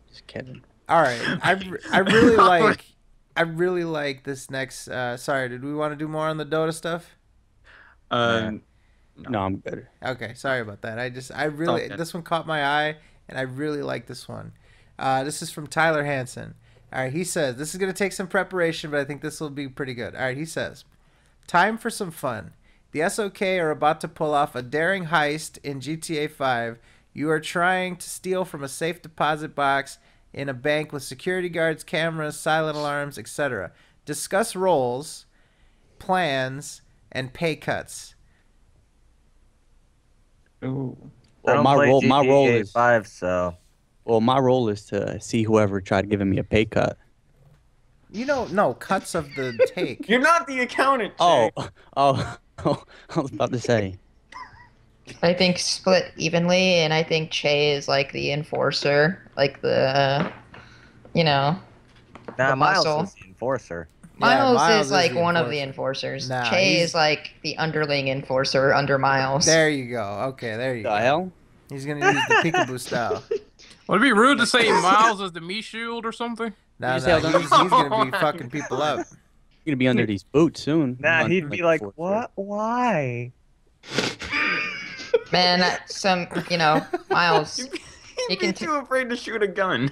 No, he wouldn't need to shoot a gun. He can just take some old dude's cane. That's all he need to do. That's right. Miles would be the type to try to stick up a bank with a cane and start swinging it at people. Go for the old people first. Guys better knock it off. So somebody in the chat here, the Tintan man says that I would be the mastermind. I appreciate that. I would, I would, come up with the plans. I would be like Lester from GTA 5, but a lot more handsome, of course, and more in shape. I think the Che, of course. You just got called Eric Bischoff. Man, that's messed up. But I take down Vince McMahon. I'm more successful. But you'd lose at the end. Yeah, Scarface loses at the end too, though. Yeah, but he dies. Well, so did Bischoff in a way. No, he didn't. All right, WCW died. He went out in a bang. He went out in a bang of glory. Yeah, WCW died. Not Eric Bischoff. Vince put the coffin nails in it. Unless Vince killed Eric Bischoff and it's just a clone running around. He told him he was going to several times. Hologram. No, you're gonna have a company, huh? You go on TV one time, I'll fucking kill you. Someone just said Chase Paul Heyman. Oh my. Dude, you know what? It's funny. Paul Heyman looks like comic book guy. He does kind of. He kind of does, yeah. Worst wrestling match ever. I never thought about that. Holy shit. Brock It is actually a Lesnar. very scary resemblance. Like an uncanny resemblance. It's So, pretty funny. What would Think of it. Moogle do? Moogle would, oh, I got it. Moogle would be one of the stick-up guys. You know why? So he Why? could tell everybody in that motherfucker to freeze. Oh, you motherfucker. No way, dude. He'd be in the Ah. van playing. He'd be in the van playing Dota, trying to take someone's Wi-Fi. No. He'd be driving and saying, "Get out of my lane." Oh, He'd be the getaway driver. getaway driver. Yeah. Yeah. I You mean, the could put dude him that's on AC controlling duty. I'd be the one that was controlling all the security cameras, and I would just play Dota in the background. Ooh. You could put him on AC duty because you need someone to freeze the air. Hell yeah. Oh. AJ would be the. Actually, you know what? AJ could be the giveaway driver. He can have the Domino's truck that he hijacked on the way there. He just got hungry and fucking took a delivery truck. No, you beat the snack guy, the one that supplies the snacks and the drinks. Snacks. Oh yeah. I'm gonna be holding an assault rifle in one hand and eating a bag of Skittles in the other. It's not Skittles, it's Domino's and You mean you're breadsticks. not going to be holding a bag of Domino's. Skittles? You get nothing. So I'm the only guy? All Is there a for bathroom AJ's. nearby? Yeah. Oh my God. Domino's is all for me. All for AJ. Let's see. Alice would be the triggerman, the trigger woman. I guess that would. I don't know how you would say it. I don't know. Whatever. She would be one of the stick ups, with along with Moogle. And What, so she could kill every hostage? Then we get in more trouble. no, she'll be just armed. she'll explain to all of them. She'll be like, "Freeze! We've got 9mm with ballistic rounds of hollow point, blah blah blah." She would explain everything about the guns and how they're going to use them and the velocity of the bullets and everything. She would No. break down to them exactly how It badly. would turn from a simple armed robbery to us being on the top 10 most wanted FBI list because of her. No. Someone said I'd be the like the lock picker, the safe cracker, and I think that would be accurate. Oh, you're a cracker, all right, but I don't know about saves. We're getting in slander territory. And we are officially yanked off a hitbox for that. That would be damn kind of it. crazy. We'd have to apologize for being racist and calling someone a cracker. You can't be racist to white people. What are you talking about? No, that's the joke. Yeah, I know. Nah, Don't moving you, on. Let's see. Who else do we need? We need Lester. Lester can bless us before we go, so the God will be on our side. Come on, Lester's there to commit crimes. Yeah, well, that's what I'm saying. He's here to commit crimes, but he's also here to bless us and stuff, and do all that kind of stuff. Who are we missing? Moonman. Moonman can be the first guy that dies because of it. Wow. Wow. Oh. Wow. Wow. Hey, we need somebody to fucking, take some bullets you for don't. us. Not if you do it There's right. no That such was thing always as black guy first, there's huh? no such thing as the perfect crime, all right? I thought the person taking the bullets was Miles. No, he's taking he's taking everybody's girlfriends. That's what he's taking. Oh. Let me think. I think that's everybody that I can think of off the top of my head that would be involved in a heist. Oh, and then Loophole will just criticize it and say it was the worst thing ever and not as good as that movie he watched last Thursday. So Look, you want to get you look. that was not a good movie.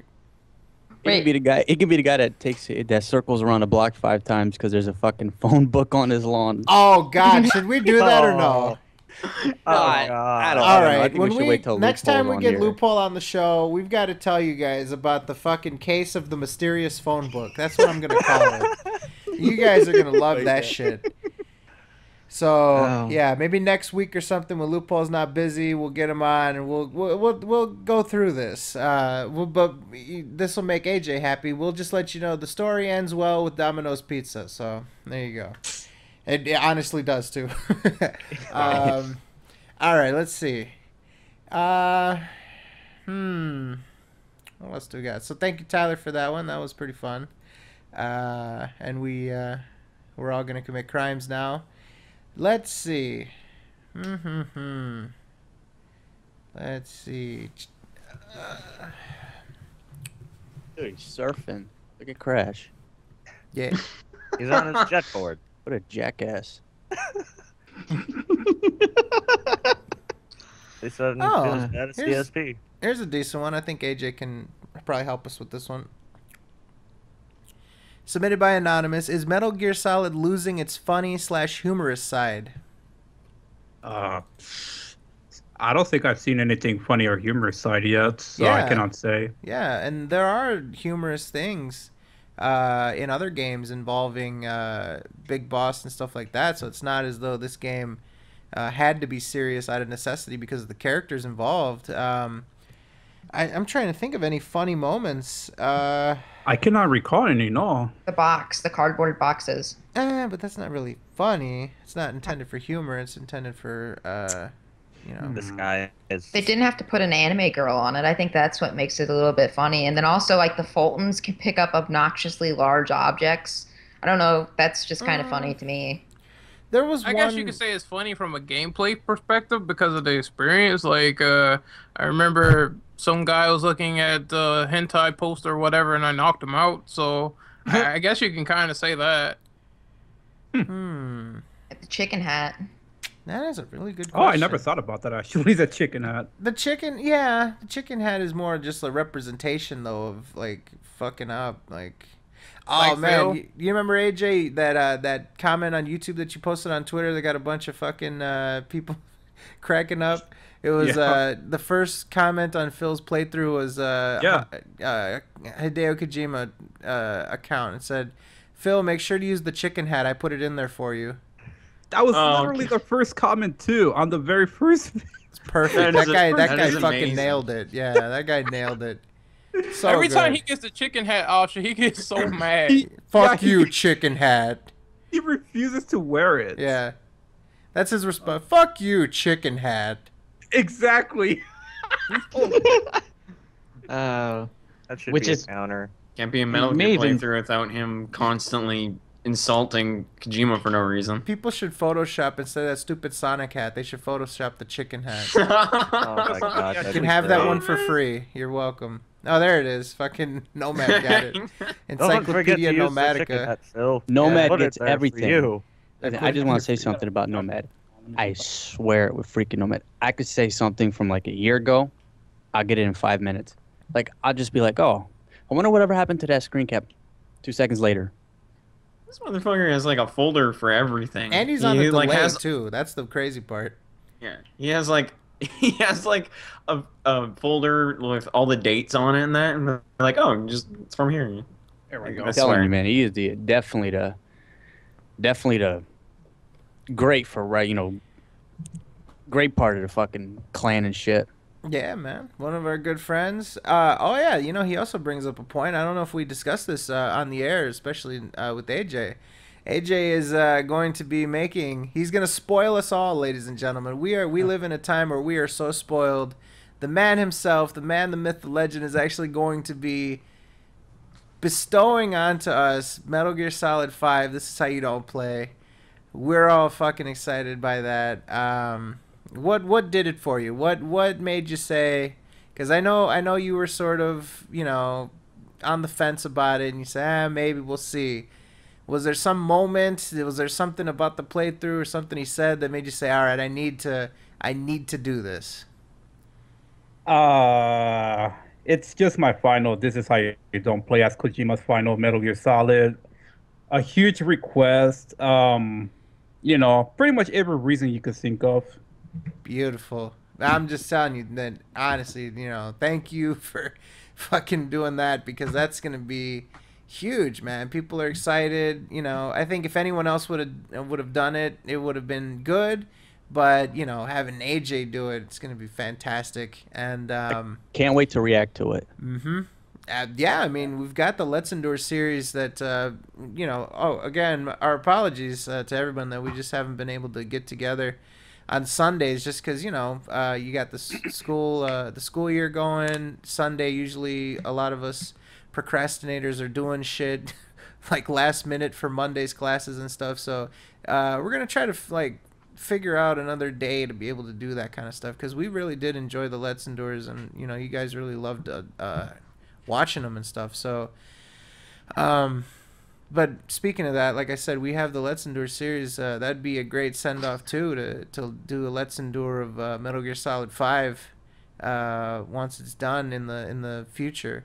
But that's that's a ways off still, and we're all patiently waiting. No one's gonna enjoy that more than us though, because that's gonna be great. Oh wow, Chicken had already done. That was fucking fast. Yeah, it's one of my viewers actually did that as part of a fan art, I guess you could say. Because I'm doing a parody stream as Bill. I'm doing a pre-stream, and these are my fan arts. That's one of them right there.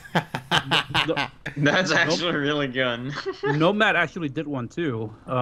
Nomad, if you're listening, you know exactly what you're talking about. Post that shit in the chat as well, so everybody can see it. Word. Yeah, while he's doing that shit, continue the chat. But yeah, man, that's fucking awesome. I really enjoyed Metal Gear 5. So having beat it, to be honest with you, I'm only at 83%, and I've done every single side op. I literally have to go now through and do like the side objectives, and then I have to catch all the stupid animals because I didn't do that either. If I want to do 100%, so I'm on the fence of whether I should just call it good at 83% and S ranking every mission and side op, or just wanting to just see that number. Are you a completionist when you play games, or just certain ones? If I can do it, I will, but I don't know.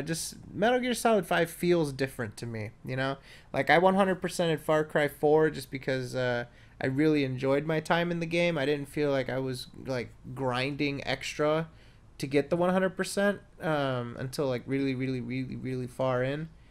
I don't know. I just feel like it would be right to do it, but I don't know.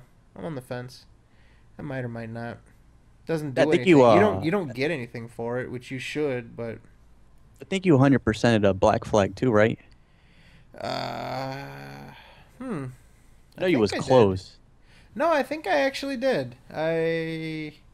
No, I didn't. 100. I gotta look back. I know I tried to, but it's just a bunch of fucking hidden chests and shit, and those post-it notes and stuff. I think I got tired of it, but all right. Anyways, kind of got on a sidebar there. Let's see.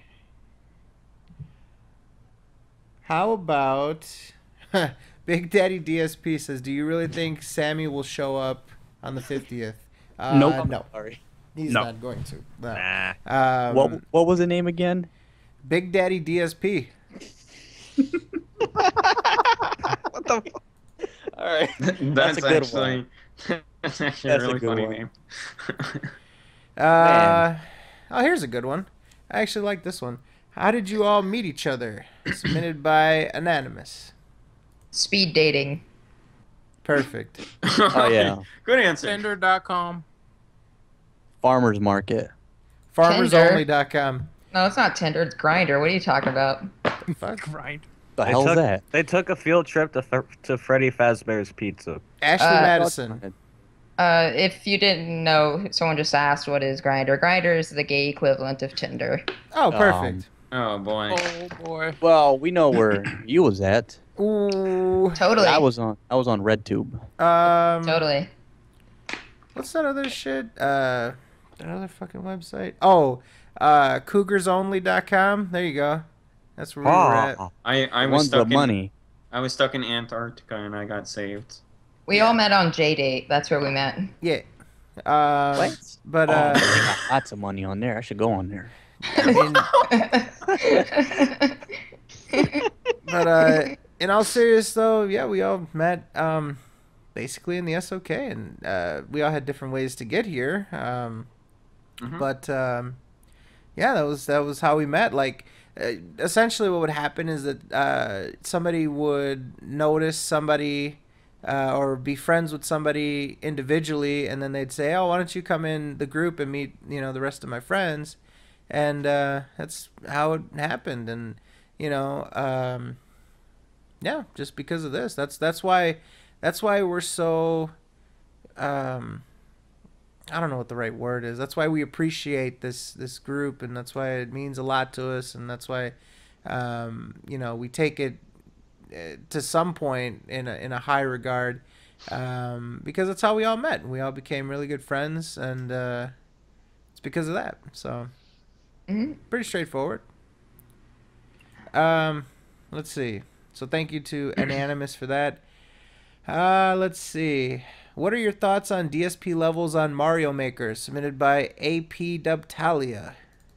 It's funny when he fucking can't beat them. That shit is hilarious. I think it's pathetic that he calls his fucking levels the most evil, hardest shit. But come on, we all know that's not fucking true. Well, they were for him, so. They're so like awful. Like he just stacked a bunch of turtles onto each other, and they're like 20 steps long. It's really haphazardly thrown together in like 10 minutes. That's most of his levels. They're like they're so hard. It's like 2% passed. It's like no, a lot of your viewers are just fucking stupid. All the user levels are way better than his. Okay, I seen a level literally when he did the 100 Mario challenge. Me and Fizz actually were insta-syncing it when we were watching him play it. And what happened was, I guess he played in a level, got really pissed off at it, and quit pretty much. And then he got to this one level where it was just literally he spawned as Mario and the flagpole is right there. I shit you not. He was like, all he had to make a few steps, and then he's like, "This level is fucking stupid," and then he starts over. Well, you know, with his levels, it's just, you know, like a 5-year-old just putting shit on top of each other. Like, it's, you know, for something being hard just because you're stacking shit on top of each other and trying to make it impossible. That's not what make levels look good. Is, you know, the clever, you know, the enemy placement, the level design, things like that. Just, you know. Just because you stack a whole bunch of shit on top of each other and the person can barely jump over it doesn't mean it's a good level or a hard level. I just think that 98% just play like 10 seconds and left. I don't think it's that they couldn't beat it. I just think a lot of them said, you know, screw this. It's just ridiculous. I really think the Mario Maker levels are pretty damn out of control at the moment. I actually was watching... It's kind of a parody if you really want to consider it that, but I watch a guy named Sky Williams. He made a video like earlier, like when the game first came out. I was watching it earlier this morning, and I was laughing so goddamn hard.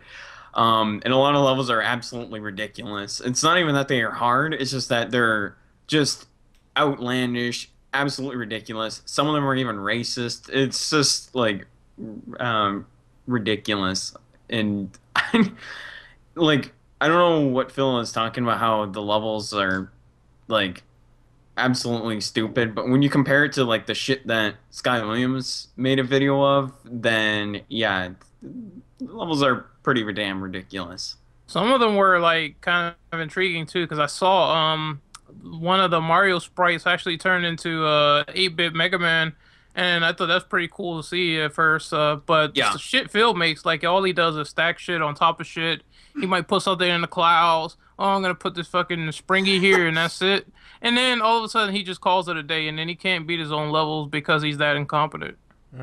I was actually quite disappointed he didn't call his own levels bugged. I thought that was a missed opportunity there.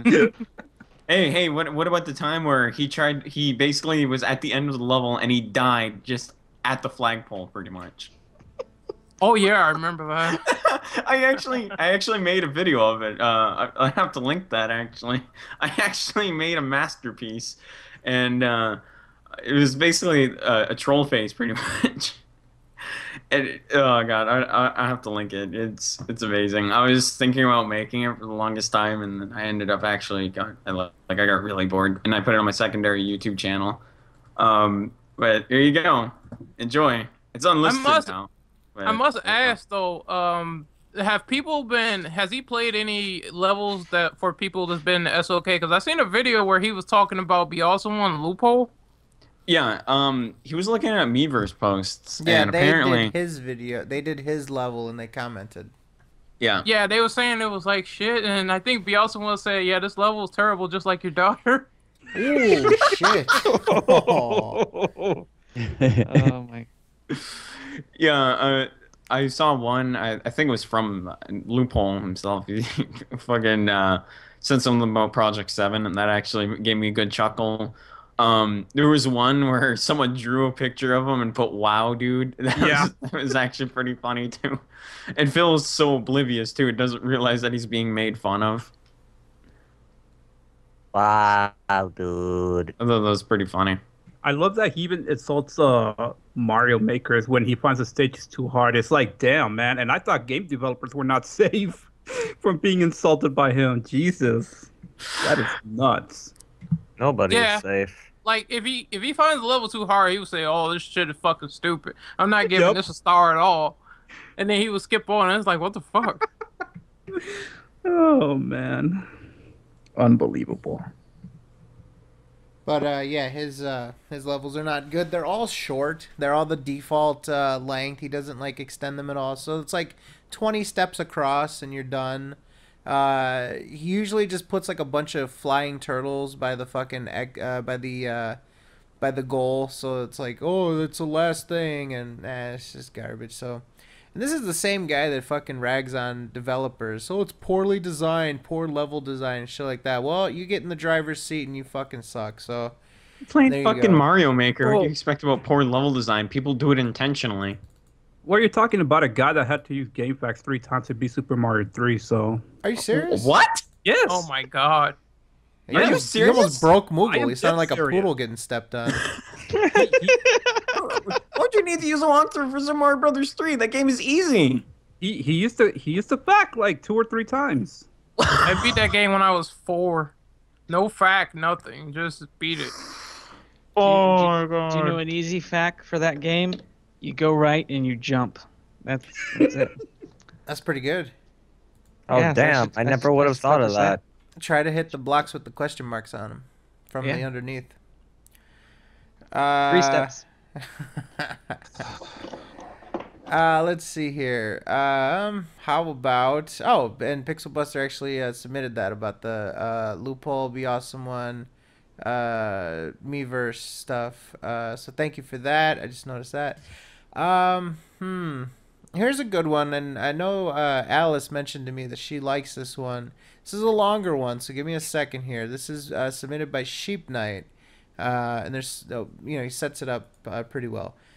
Raynad, a popular Hearthstone streamer on Twitch, has recently expressed how exhausted and beaten down he's been feeling by his stream chat's constant insults. However, he also monetizes the ability to verbally insult him via text-to-speech and doesn't moderate his chat at all. How do you feel about this shift on Twitch towards streamers who make their living as online punching bags, such as Caseytron? And do you see any parallels to Phil supposedly, quote, embracing the hate while visibly being worn down by it? Okay, I gave you some broad examples. There's people on Twitch that get insulted via donations all the time. And yep, this is true. Yeah. And people, like, these guys don't give a fuck. They don't give a flying fuck. But I can understand where this guy is coming from. That, these guys are kind of immature in that. But you got to think about it, too, is that these guys are giving you money for the text-to-speech shit. Like, you should actually be happy that these idiots are wasting their time insulting you and giving you money. And it's just like, and the other night I was watching a guy named Arteezy. He is like a competitive Dota player, but that's beyond the point. But we all know. Yeah, well, the other night I was watching, and this correlates to a situation that happened with a dude that I don't think I mentioned him, but he goes by Noob from UA, who was monetizing other streamers' content. Like he's been doing this for God knows how long, but basically, people were making jokes about it and stuff, and Arteezy actually was getting very annoyed of that. He was actually telling people to stop, or he would turn off his donation notifications because of it. And now people are doing it in other streams, and everyone else is getting really annoyed of it. And it was at one point where the guy on Reddit said that this is fucking stupid, and the humor nowadays is pretty much beating the dead horse, and it tends to not get funny anymore the more they run the joke to the ground and shit. And it kind of makes sense, and I can understand where they're coming from, because the whole donation thing is kind of to support the stream. But if you're donating money to insult someone via text to speech, that's very counterproductive. It makes no sense. I don't know why people do it. So, yeah, that's... Yeah, I think complaining about people talking shit on you is kind of stupid, especially when you're a big-time YouTuber, or as I like to say, armchair Olympian about Dota players. Just a little joke. But, yeah. No, it's ridiculous. Yeah. I mean, what, you're gonna complain when people talk shit on you in real life? Just man the fuck up. Yeah, it's like people do it for like just out of spite. They just want to do it for the fun of it, just because they know that it bothers them and that. And like I said, you know, you can understand where they're coming from. It is kind of stupid, and a lot of people are immature to some aspect, especially when it comes to the internet. I mean, there's even people that just spam emotes all the time in chats and stuff. Like, that's all you ever see in popular streams is just emote spam and stupid shit like that. It's hard to moderate it, and to be honest, it's hard to moderate a chat like that. So, in the guy's defense, I could completely understand as to why it is really fucking stupid, and yeah, that's pretty much it.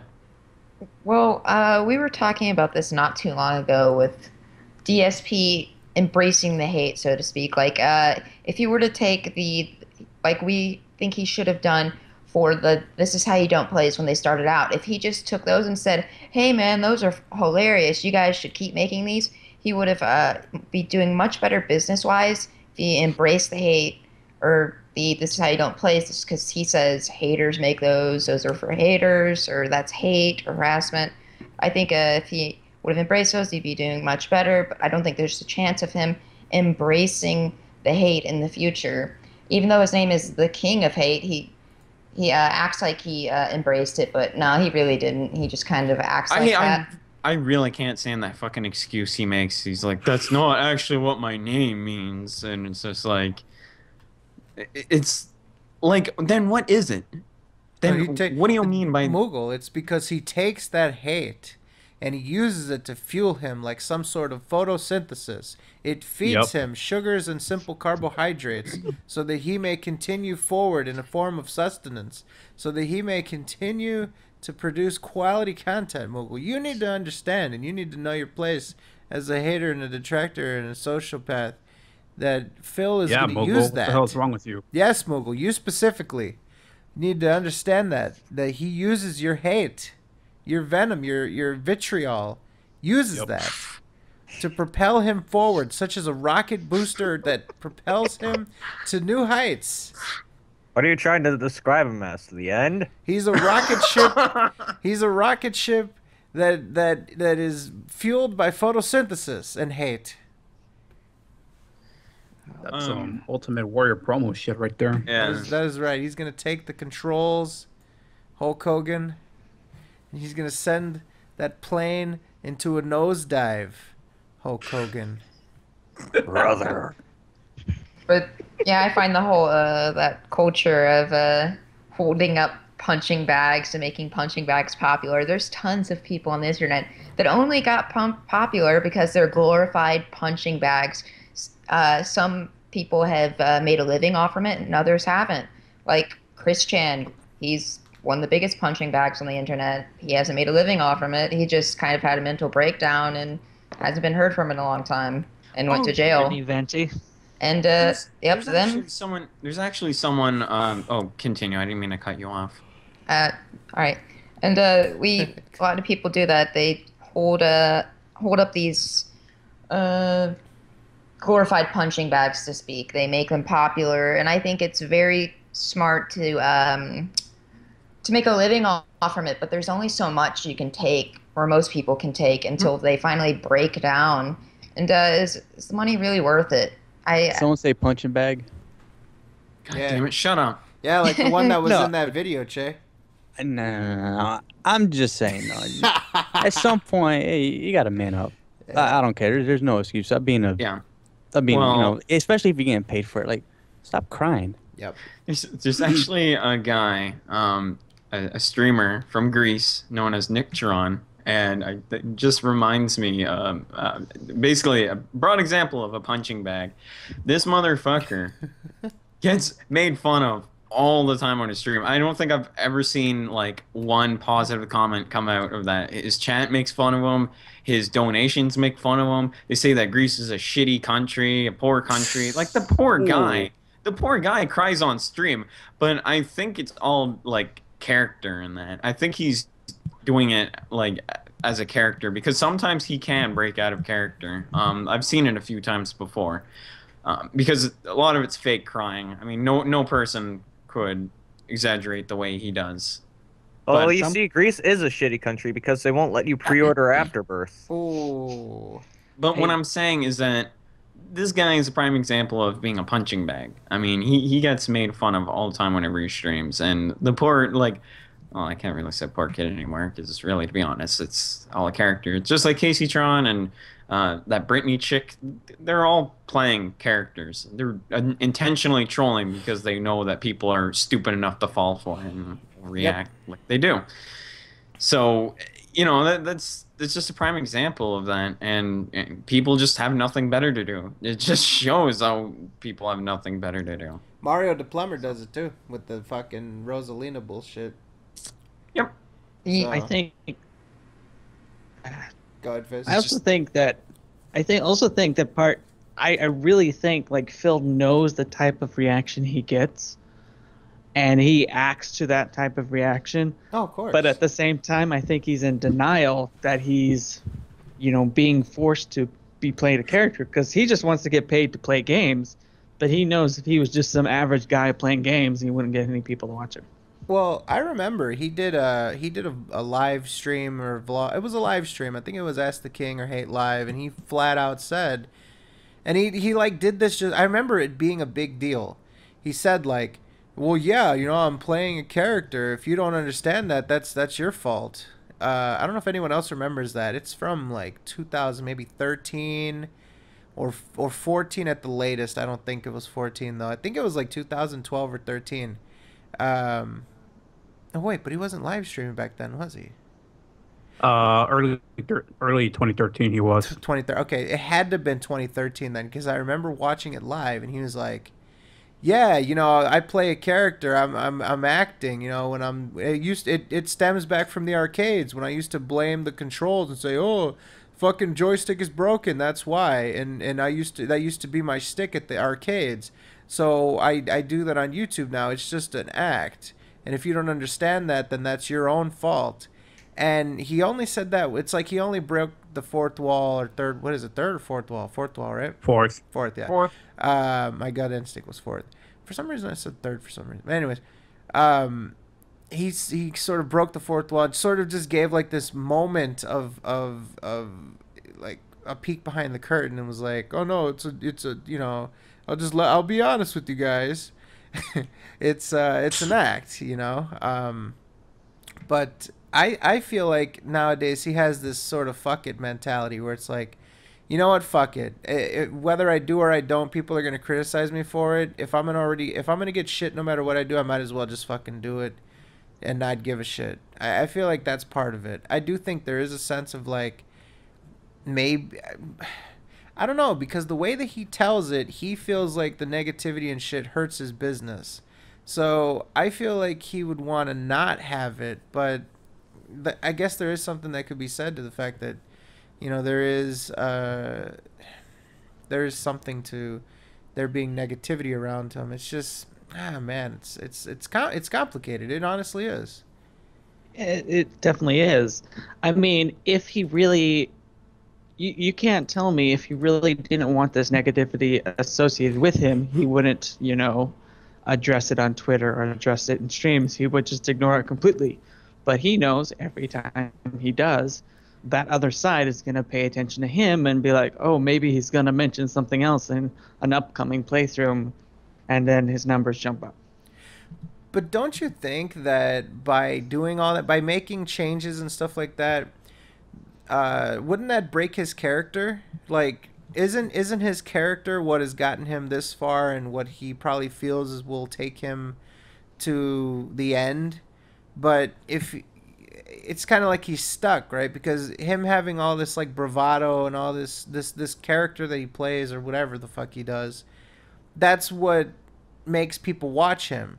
If he were to change and sort of just become kind of bland, like, oh hey guys, thanks for coming to the stream, we're gonna have some great gameplay tonight. Oh, I died, hee hee, like that, he would become very cookie cutter and vanilla. So it's almost like the same thing that is keeping him alive is also slowly killing him. What I really think with Phil is I think that his character, he started off YouTube and it's like, I'm going to make this character. I think it's sort of morphed into his actual self. I don't think he can tell the two apart anymore. I think it's... I apologize. No, that's you. Sorry, that was my fault. I think that's one possibility, but I think the other possibility is either it's actually him, there is no character, it's just him. Another possibility is that the character is just an exaggerated form of his actual personality, and the other one is it's just completely made up. But it's kind of hard to tell anymore. Like, it really is. It's really hard to tell anymore.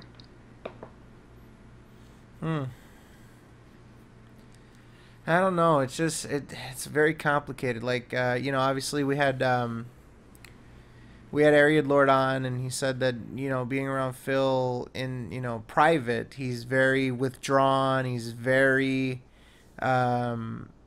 quiet. When he's out there, he's very to himself, and it's just in stark contrast to like this bravado that he puts out and stuff like that. So I don't know. Maybe there are two sides to him. Maybe there's, the Phil that he wants to be, the hero in his own movie that fights all the trolls and does what he wants and all this shit. And then there's like the actual DSP where he's, sort of withdrawn type of character, very like introverted and stuff like that. It sounds like there's like two sides to him or something. Yeah. Well, I mean, people have two sides to them. I mean, you kind of have to. You can't, in all situations, you can't go to work or school and be the same person you are on a Friday night at a party. I mean, there are different sides to people, but for, social situations and stuff, I don't know. Maybe there's the work Phil, and then there's the the work Phil. Sorry, I can't even say it without laughing. Maybe there's maybe there's the stream Phil, and then there's the real Phil. How about that? And it's also something really hard to, tell the difference between the two, simply because, we always see this, like you said, this hero of his own movie, Phil, even on Twitter, his forums, and everything.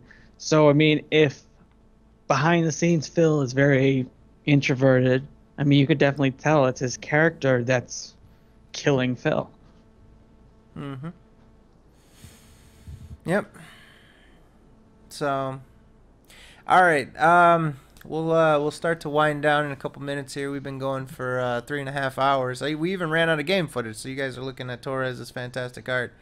Let me see if there's anything else that catches my eye. We did get through a number of these topics. We got so many, though. Thank you guys again for all the topics. We very, very much appreciate it. You guys really, help us make these shows. So, we love talking about what you guys actually want to hear us talk about. That's why we do that. So thank you guys very much for these. And we do need to get in the habit of like carrying them over if they're still relevant, because sometimes the topics are, really timely, like, your reaction to this that happened, and then a week later it might not be relevant or it might have changed. But we're going to try to get in the habit of like taking, if we because if we don't use it, it's not because it was bad or anything. It's just because, something will catch our eye, or we want to cover something else that's relevant that we were just talking about or something like that. So we're going to try to make an effort to like carry them over next week if there's something that we missed, or if there's something that we specifically want to cover. But if we ever don't cover your topic, please don't take offense by it. We absolutely don't. And we, we're just trying to, get ones that we can talk about, Let's see. Let's do one more and then we'll finish. How's that sound? That's cool. All right. Sounds good. How about... I'm trying to find a good one to close us out with.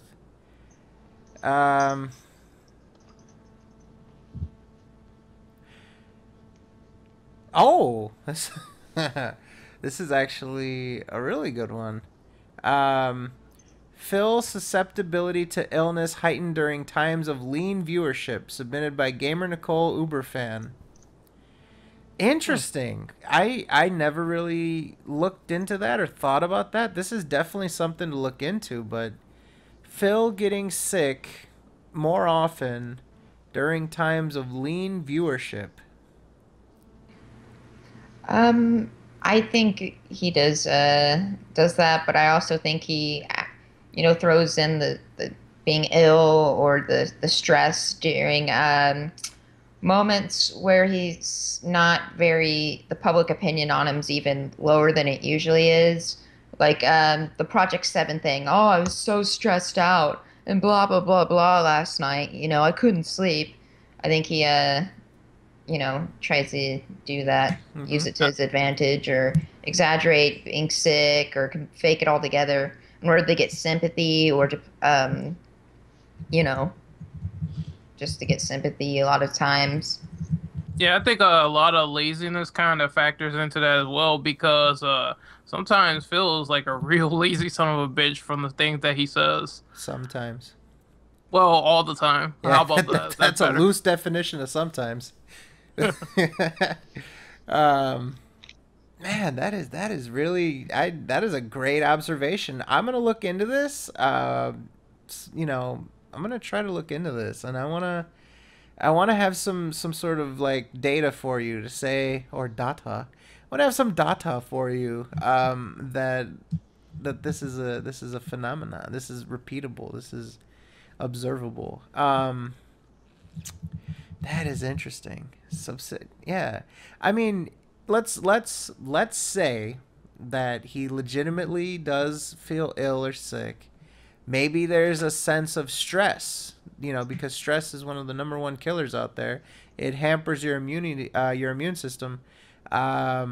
Maybe he gets deathly stressed out by feeling like he can't continue to get by through life doing the bare minimum with this little hobby that he has, and maybe the prospect of him not being able to do this anymore makes him deathly ill, because his views have been pretty shit lately in general. Even the Metal Gear has been shit. What's the average views on those? Let me check out Social Blade and see how he's doing. I thought I saw a tank of like fucking 1 million views this month down. Let me check out Social Blade. Holy shit. Well, damn. Yeah, I heard that he's bitching about the Mad Max views, that nobody gives a fuck about that. That's fucking funny, because he was like really hyped for that game. Like, he was saying how it was better than MGS5. Now that it's getting low views, he's like shitting on it. Yeah, I'm looking at his Social Blade right here. It says minus 1.376 million views for the last 30 days. Down down 157%. Whoa. Jeez. What? God damn. Oh my god. Let me put this on screen. Holy fucking shit. I gotta see me some of this. Here's the chart right here. If you guys can, let me see if that's coming up on. Oh wait, nope, it's not. There we go. Look at that. Holy shit. Oh, what? Do you think he ever says he's sick just so he can come back later and just be like, oh yeah, I didn't make very much money this month, or I didn't get that many views because I had to miss this day to stream because I was sick, so he can do that? Do you think that's possible? 1.37 million down. And he has like low subs and shit. I mean, even from January, it was just solid, and this month he just took a dip. Oh wow. What the fuck? He's not doing good right now. Well, Wow, that is just Ooh, that's a huge fucking man. That's like a massive rock dropping right there. he's down 44,000 views per day this month. Holy shit. Holy shit. Wow. Well, at least you can say he's double dipping in the negative. This fucking graph double dipped, let me tell you what. Jesus. That is, oh man, that is not good. I had a boner and then went down being soft. Wow. That is insane. What is that? That's the month of August. What changed in the month of August other than Project 7 getting canceled? Do you think that's really it? I mean, you know what's funny? This is what's funny, is he claims that there was such a demand for him to do other shit instead of do Project 7 that he had to go where the views were. And he ends up getting fuck all. This is what he gets for that. That is so fitting. Didn't YouTube Gaming happen around this time as well? Didn't it launch at the beginning of this month? Sometime like in first week of September or some shit. How would he lose 1 million views off of YouTube streaming? I don't know. I'm just trying to think of things. He says that there's more views too when he went offline than he did like for streaming. I don't think he's gonna get paid for streaming on YouTube. Supposedly, he said. I don't know if anyone saw that. Like the views did not count or some shit.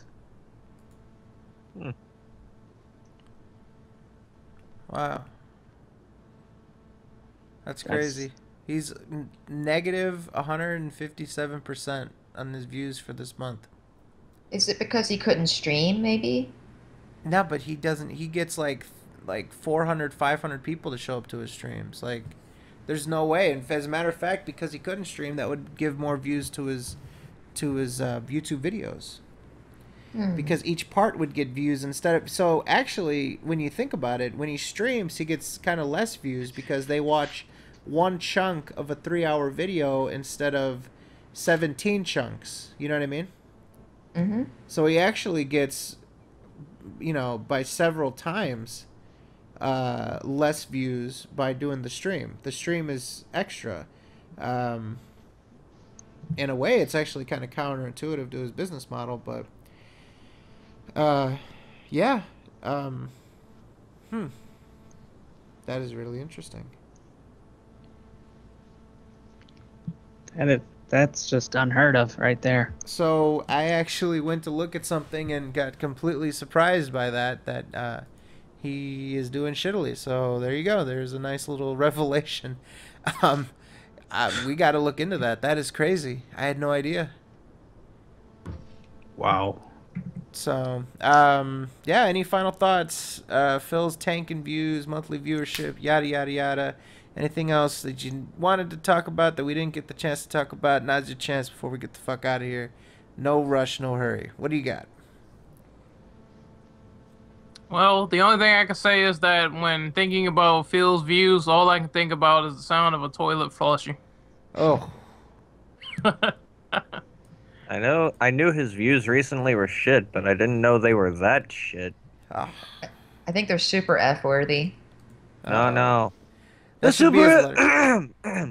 The super F comes when his channel goes down. Yes.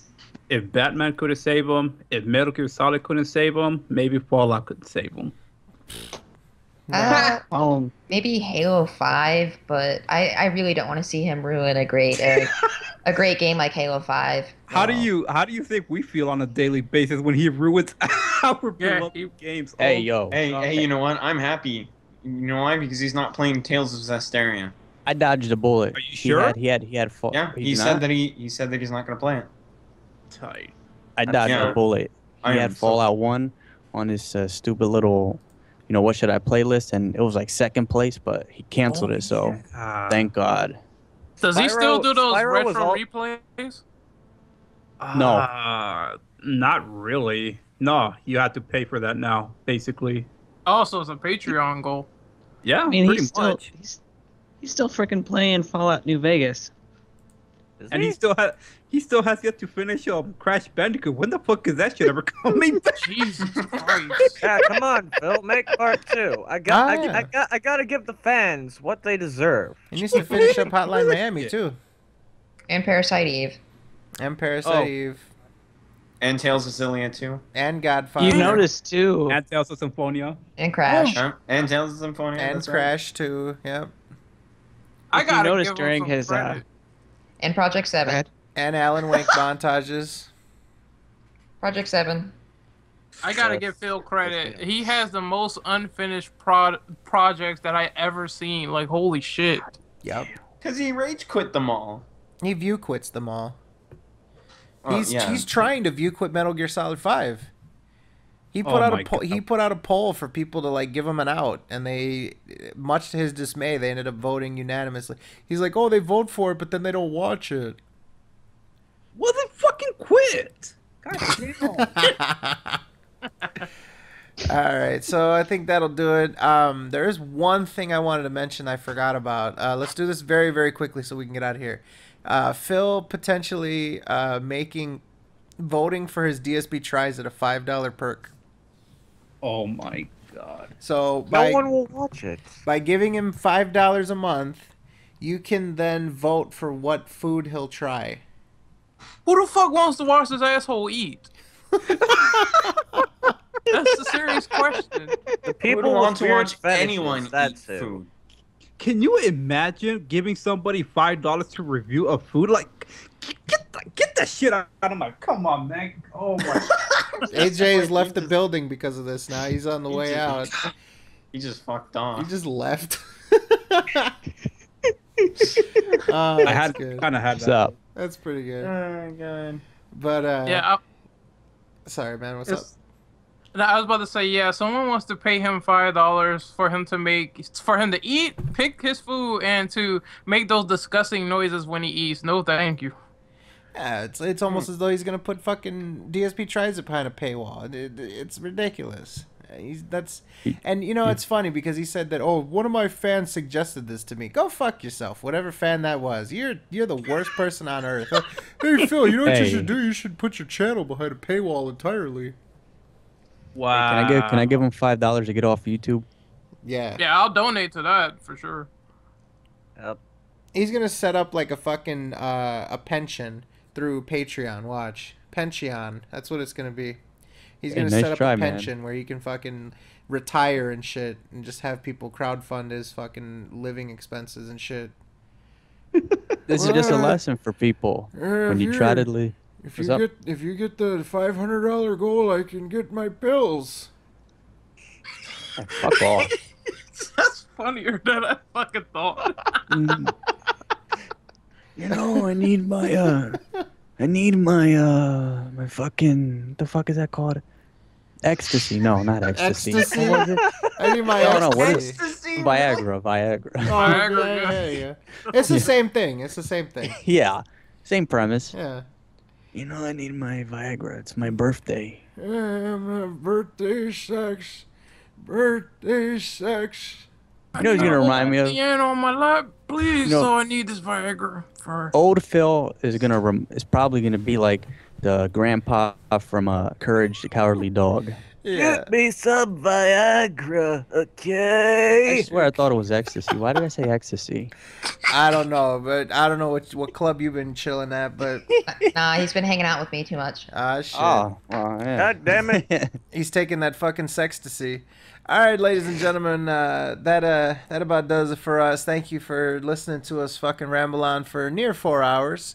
That's all we can ever ask, and that's all we can ever hope for. We hope that you enjoyed this show. First of all, let's talk with Mr. Carson Royce. Where can we find you, and what have you been up to, sir? You can find me, Dr. Fizz, YouTube, Twitter, everything. Haven't been up to much. Been traveling and working and all that adult responsibility nonsense. Fantastic. So, Mr. Freddy Fazfuck. My Twitter is at TTSBB1 and my YouTube is at Freddy Fazfuck. Yeah. The delightful Miss Alice. You can find me at 7 in Context on Twitter, and there is my YouTube link. It's on my Twitter, of course. And what I've been up to lately is annoying you guys and being a bad influence on Shay, and stalking all of Moogle's favorite Dota players. Beautiful. Speaking of Moogle, Mr. Moogle Master 100 and Dose. Well, you can find me on YouTube under Moogle Master 102, where I do Let's Plays. You can find me on Twitch, where I just do random shit on there, or play whatever the fuck I want. Sometimes Dota, whenever the hell I feel like it. You can also find me on Twitter, where I shitpost and talk about Dota a lot. And yeah, under Moogle Senpai, and that's pretty much it. How about Mr. Chizuche? You can find me on Twitter at Retrospective PCN. You can find all my shit on there. How about one of our illustrious guest callers, Mr. Renegade Operative? You can find me on Twitter at Operative Ren. You can find me on YouTube at Renegade Operative. I've been doing quite a lot of projects lately. I just put out a review for Until Dawn. And, of course, I haven't forgotten, I have to do a co-op with the illustrious Mr. Freeze, a.k.a. the Ice Fucker, Moogle Master 102. We're going to have a co-op soon, and I think a lot of people are going to be pretty excited about that, so I'm looking forward to it as well. Ah, shit. And the one, the only Evil AJ 2010. You can find me on Twitter at LegalAJ2010, and I got 3 projects in the way. The last one will be This Is How You Don't Play, so yeah, stop asking for it, and don't tell me how long till it's out, because I'm going to take my time with it. But when's it coming out? I don't know. You piece of shit. And yours truly, Mr. Frederick Fox. You can find me on Twitter at TIHYDP, the acronym for This Is How You Delay Persona 5. You can also find me on YouTube, /isFredFux, or you can type in Fred Fox in your handy dandy YouTube search bar, and you can find my content and all that fantastic stuff. I haven't posted anything in a while, but Being a Man Part 3 is actually coming here pretty soon. Thank you guys very much for tuning in. Where you can also find me right here, hitbox.tv/Sons of Kojima, 7 p.m. Eastern Standard Time on Thursdays. And whenever we figure out if we want to do Let's Endures in the future, if we can figure out a time in which we can convene for those, we will. My apologies that we could not get Mr. Sammy Samosa here tonight. We tried. We're going to try to get him on the 50th, but if he doesn't come, oh well.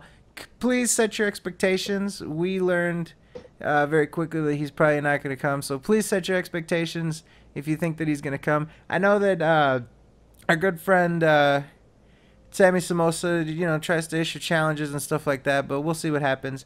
There was a thing on Twitter I saw where people are trying to make like Titantron wrestler entrance videos for me to go up against John Cena. So if you do any of those, I would be very humbled by that. That would be fantastic. I'll try to work on my own too. But I appreciate any and all that kind of stuff. Is there anything else we need to thank people for? Of course, we need to thank people for the viewer submitted topics. Thank you guys very much for that. Thank you guys for being here in general. Thank you guys for listening to us and all the stuff, all the positive feedback and negative feedback and criticism and all that stuff. We love it. Thank you. We love you. Go fuck yourselves. Good night. Fuck y'all. See ya. Bye. Adios. Bye, people. Bye-bye. Fuck Tyrone.